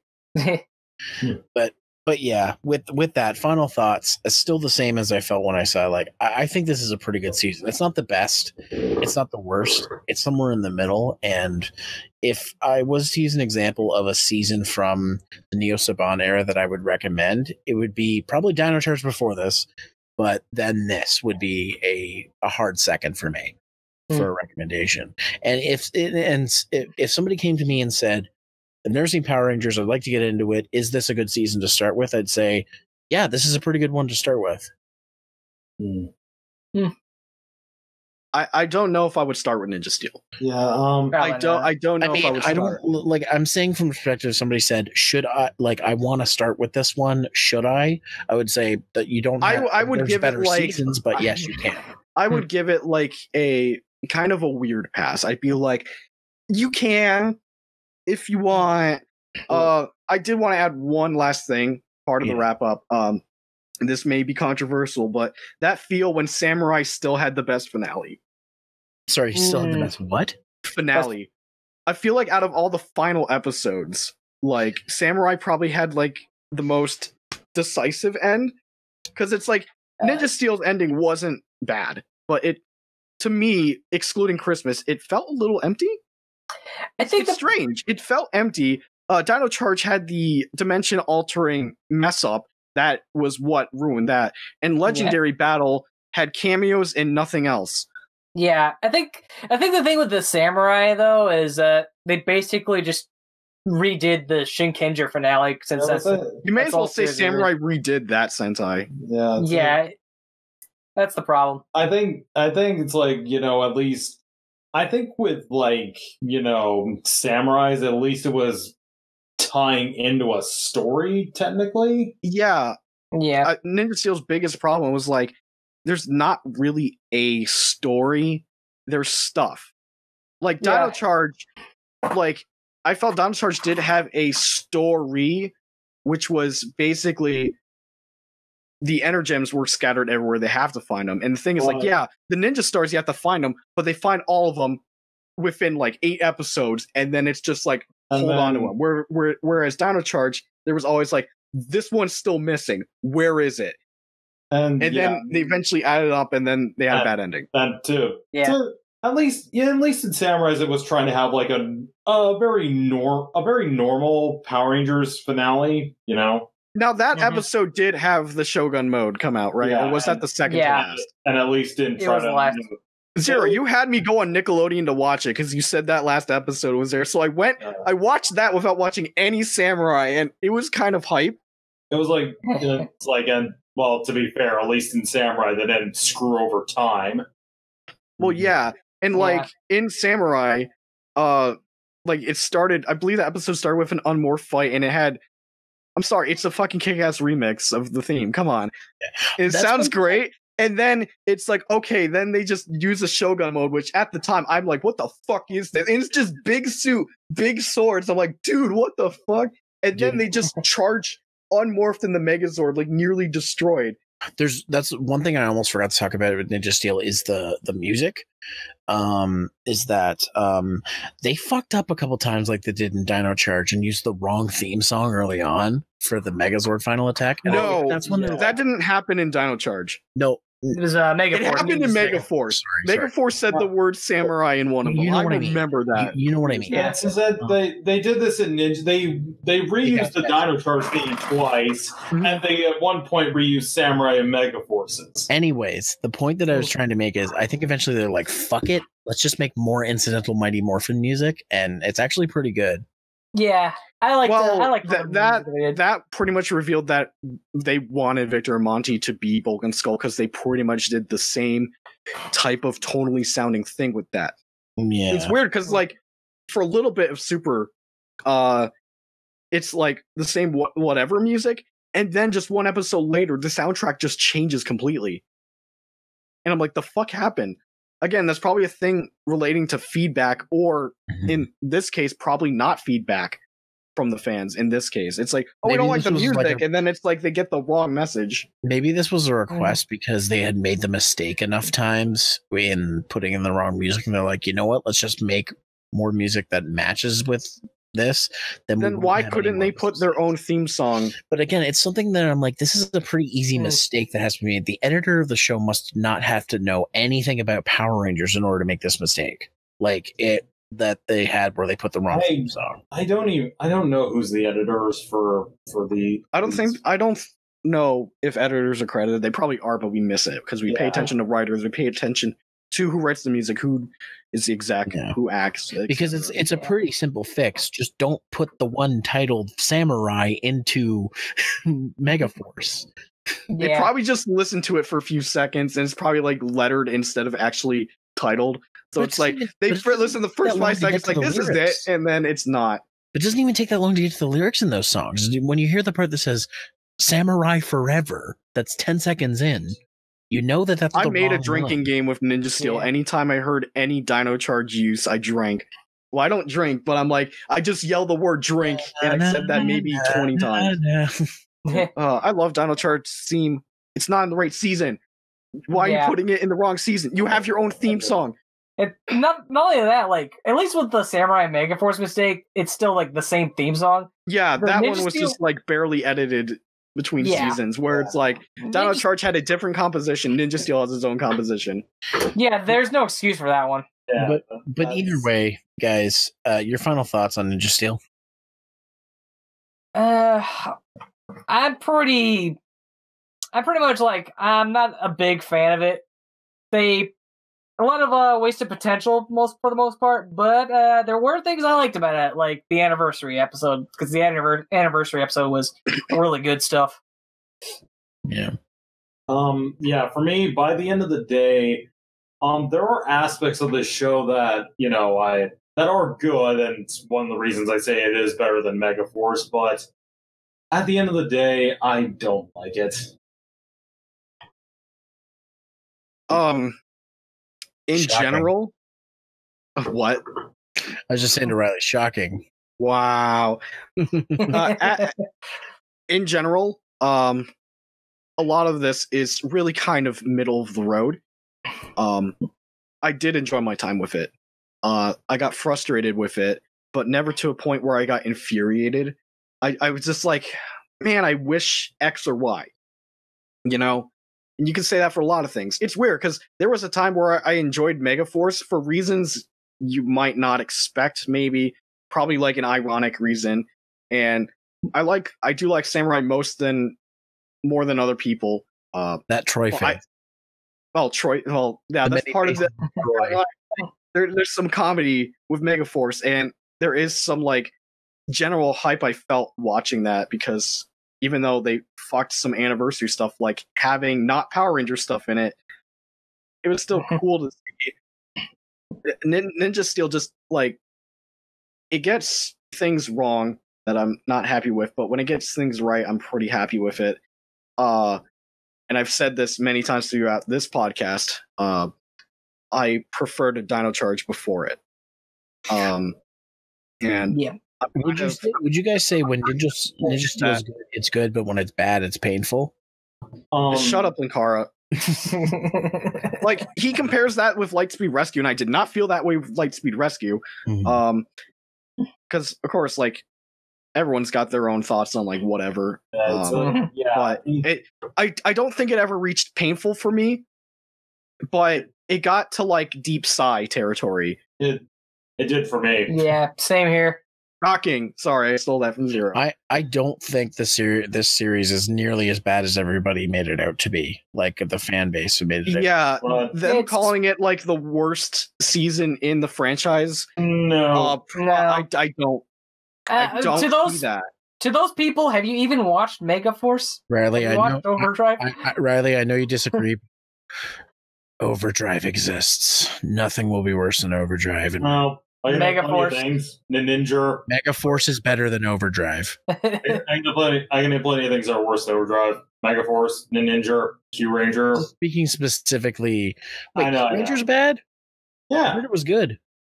Well, yeah. Let's just say when you watch Q Ranger, I really hope you like Lucky, because he's the only character that does anything. The only thing that I heard is that Lucky's like Jar Jar Binks, and if Jar Jar Binks is like Jar Jar Binks, I live with somebody who's more annoying. No, it's not just because of it's not just because solely of Lucky that the show sucks. It's like the directing's bad, the storytelling's bad, and essentially all the characters get sidelined for, you know, the glorifying the dumbass leader, and yeah. The comedy is annoying, and it's just Oh, I want to add one last thing with how Ninja Steel's, like, how I felt about Ninja Steel and how that's affecting the future. I have low hopes for Beast Morphers. You're gonna have to hear me out on this, because I felt like maybe me going into Ninja Steel after enjoying Dino Charge so much, I probably set my bar too high. I know it's a new era. For Beast Morphers, we have Hasbro under it, and all this other stuff in regards, like, not just like toys, show, whatever.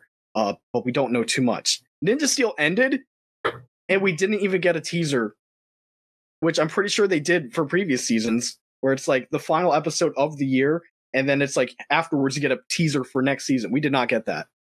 I don't think we got that for Ninja Steel when that was coming out, though. See, I don't remember that. I thought we did. Did they unveil the cast at Power Morphicon? They did. Yeah, they did. Okay. So we know who the main three are.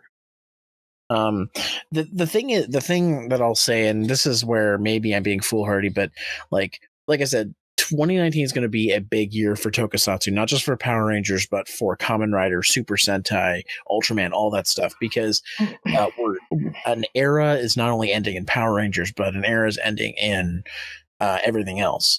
It's probably one of the most exciting times to be into these kind of shows, because we don't know what's going to happen. Obviously, Toei has been making these shows for a long time, like Kamen Rider Super Sentai, so they're probably going to be going along the same path, but who knows? They could be making major changes behind the scenes to try to make the new era special, whatever the new era tends to be. With Hasbro, we're going into unfamiliar territory, which is exciting, but I can see where your concerns are.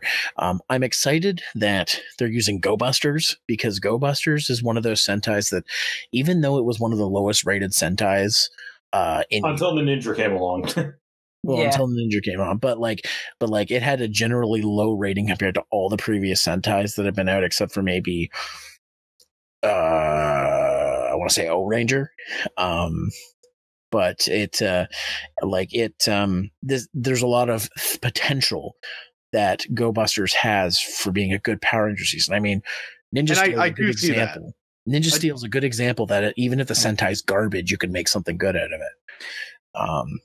I just have to actually keep my expectations in check. I do like the cast. I don't see. I got to see them in action, but again, like with a lot of recent like casts, I haven't had a problem with what they've announced. And then usually like they throw their hats in the ring when the show airs. And I do think it's cool that they're going back to a Sentai that was originally skipped. I think that's cool that they're even bothering to do that. It's just, it's very possible that we still have the same writing staff in whoever works. Like, Chip is still executive producer, and it's not against him. If I'm just looking at the writers, if I'm looking at any of the production team, if we're getting what we got with Ninja Steel, I should be worried about Beast Morphers. It's like, I think that's not going to change. I think it's more like, I think people need to understand something with regards to Beast Morphers. It's like we're entering a transitional period for Power Rangers, you know? Does that mean we're going to get bad ADR again before they fix it? Like this? What I think the best way to explain this is like I'm cautiously optimistic. Yeah, that's roughly where I'm at, but I'm more cautious now. Essentially, like we still have a lot of like the mess to clean up from like this era. You know, we got the hiatuses to deal. We still got to deal with the hiatuses. That's not going to change. Yeah, that's all Nickelodeon's fault. That has been confirmed to be Nick. All they have to do to make it a little more bearable is to change when the hiatus is. Like, have the season start middle of the year instead of beginning of the year, making a break in the middle, then do something. That way there could be like, it could go from middle to end, get the holiday specials in still, but have this big gap where they can still produce at the beginning of the year, whatever, and then just drop it in. I think I've been spoiled by Toku because they do episodes all year long. So like you're getting new Sentai, new Kamen Rider every week. Yeah, I will be more shocked if Power Rangers does move to Netflix. People say they can't, but think about it. It actually could be feasible. I wouldn't be surprised if they did, honestly. We got the bad ADR. We still got the writers have to they gotta like double check. They gotta make sure their work is not gonna get meddled with by the higher ups at Saban Brands. I mean, the other thing too is that I would be totally happy is instead of splitting up the seasons, just do 32 episode seasons like you did with some of the other shows. Again, I don't think Nick's having that. Yeah, they won't allow 32. Here's the thing. I'm pretty sure it's still going to be split into 2 seasons, but I don't who knows? If they don't call the second season Super, I'm going to raise an eyebrow in a positive way because there's no reason to call it Super. There's no reason. Because here's a weird comparison. Let's look at Voltron Legendary Defender, a show from Netflix that has multiple seasons across I'd say 2 or 3 years because it's over now. It ended on my birthday, actually. And it could have the same toy line with new stuff added in, but they don't have to change the name to Voltron Super Legendary Defender. Yeah. And I'm pretty sure Hasbro makes those toys too, even though that's a DreamWorks property. In defense of the Super name, it actually makes more sense with the Go Busters footage because I don't know if I should spoil this or not. But the main Rangers do get a substantial upgrade that they use a lot. I just don't want a Super.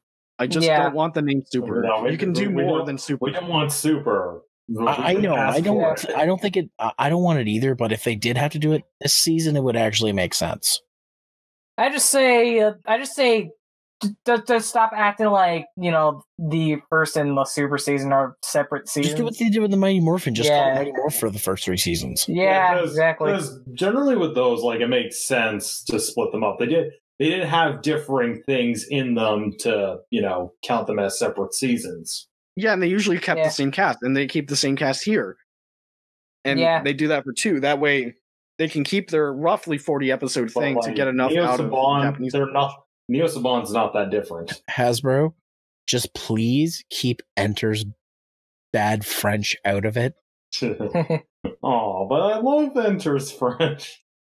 It's bad, dude. As a French Canadian myself. Oh, I don't. Well, there's your problem. I don't know a single lick of French, so fuck you. Oh God.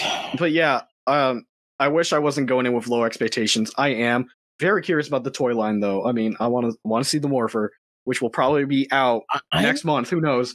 I'm curious to see the toy line as well, because I have the Go Busters Morpher or the Go Busters Changer. So the Morpher interesting to see what they do. Yeah, if you can find it before me and say it's 1-to-1, I will be shocked. I may have to bring Henshin Time back.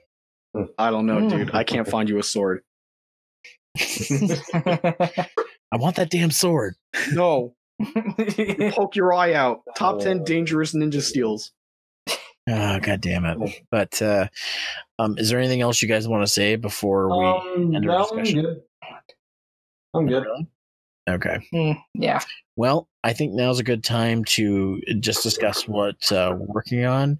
I'm going to pull an SCR and go eeny, meeny, miny, Unreal.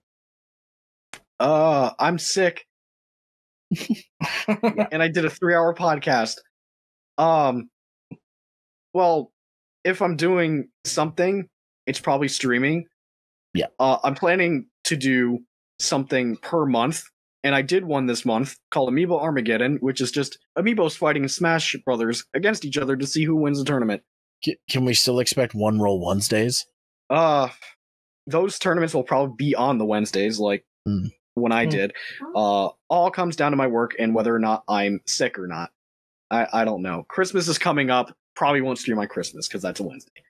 This episode will probably come out after Christmas. So Christmas cheer. Christmas cheer. Yeah, happy holidays. They left the Ninja Steel Rangers with a fucking time portal device. Oh, how do you trust them with that, Wes? We're doomed. The dimension portal, excuse me. Big difference. Is there anything you want to promote, Unreal? I would like to promote Easy Allies, the best in the biz. But mostly your streams, just you stream on Twitch? I stream on Twitch under WellUnreal7. I also am on Twitter at WellUnreal007. I tweet some bullshit, sometimes stream links. Nothing in general. I would love to be more active with YouTube production videos, but it not takes in the best condition. It takes time, and real life work has really taken priority because I need money and I need it to stay afloat. Exactly. YouTube's not my career. Life comes first. So, Nightman, what are you working on, and what would you like to promote? Well, I am working on a top 5 most wanted Super Smash Brothers DLC characters right now. So number 1, Brody Romero. Number 5 is Goku. I'm just kidding. Number 1, Lucky. No. Number 1, Ivan from Dino Charge. All right. And back to being all seriousness. I was in the middle of scripting Sonic Forces review. Expect that at any point. I haven't really been working on the script. But yeah, if anything I want to promote, I do streams on Twitch and once in a blue moon. So there's that. After me a lot of the time. Sometimes, but there was last night where I was streaming. And what else? Oh yeah, there's also my Twitter, at the Nightman39. Go ahead and follow that. And that'll be it for me. By the way, I auto-host both these two on Twitch, so if you follow me on Twitch, you'll sometimes see them going on. But of course, follow them at their regular Twitch as well. So, Rye5Guy, what are you working on? What do you want to promote? Well, the only thing I'm really working on is a Christmas special for this year. It'll be up hopefully on Christmas Day. I'm at Rye5Guy. That's my YouTube channel name. Go check that out. I do skits where I mess around with plastic, fight off bad guys who look a lot like me for some reason. Like Daddy Derek.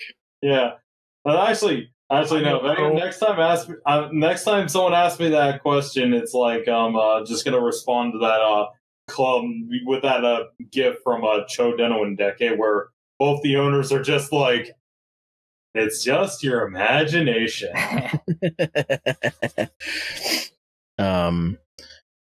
But yeah, so I don't have much I'm working on right now. I was working on a plug and play, but I've kind of hit writer's block for it. So we'll see what happens with that. I am going to start working on my top 5, possibly top 10 of 2018. Because there's a lot more games I played this year that were new. And just continuing 16-bit winter, and obviously more episodes of this podcast. And you guys know where to follow me. Zeromaster Review, Zeromaster LP on most things, Zeromaster on most things. And I want to thank those of you who have backed me on Patreon. Your names will be on the screen at the end. If you want to support the show and what I do, patreon.com/Zeromaster is where you can support me. Also, I have a link down below for the Brave browser.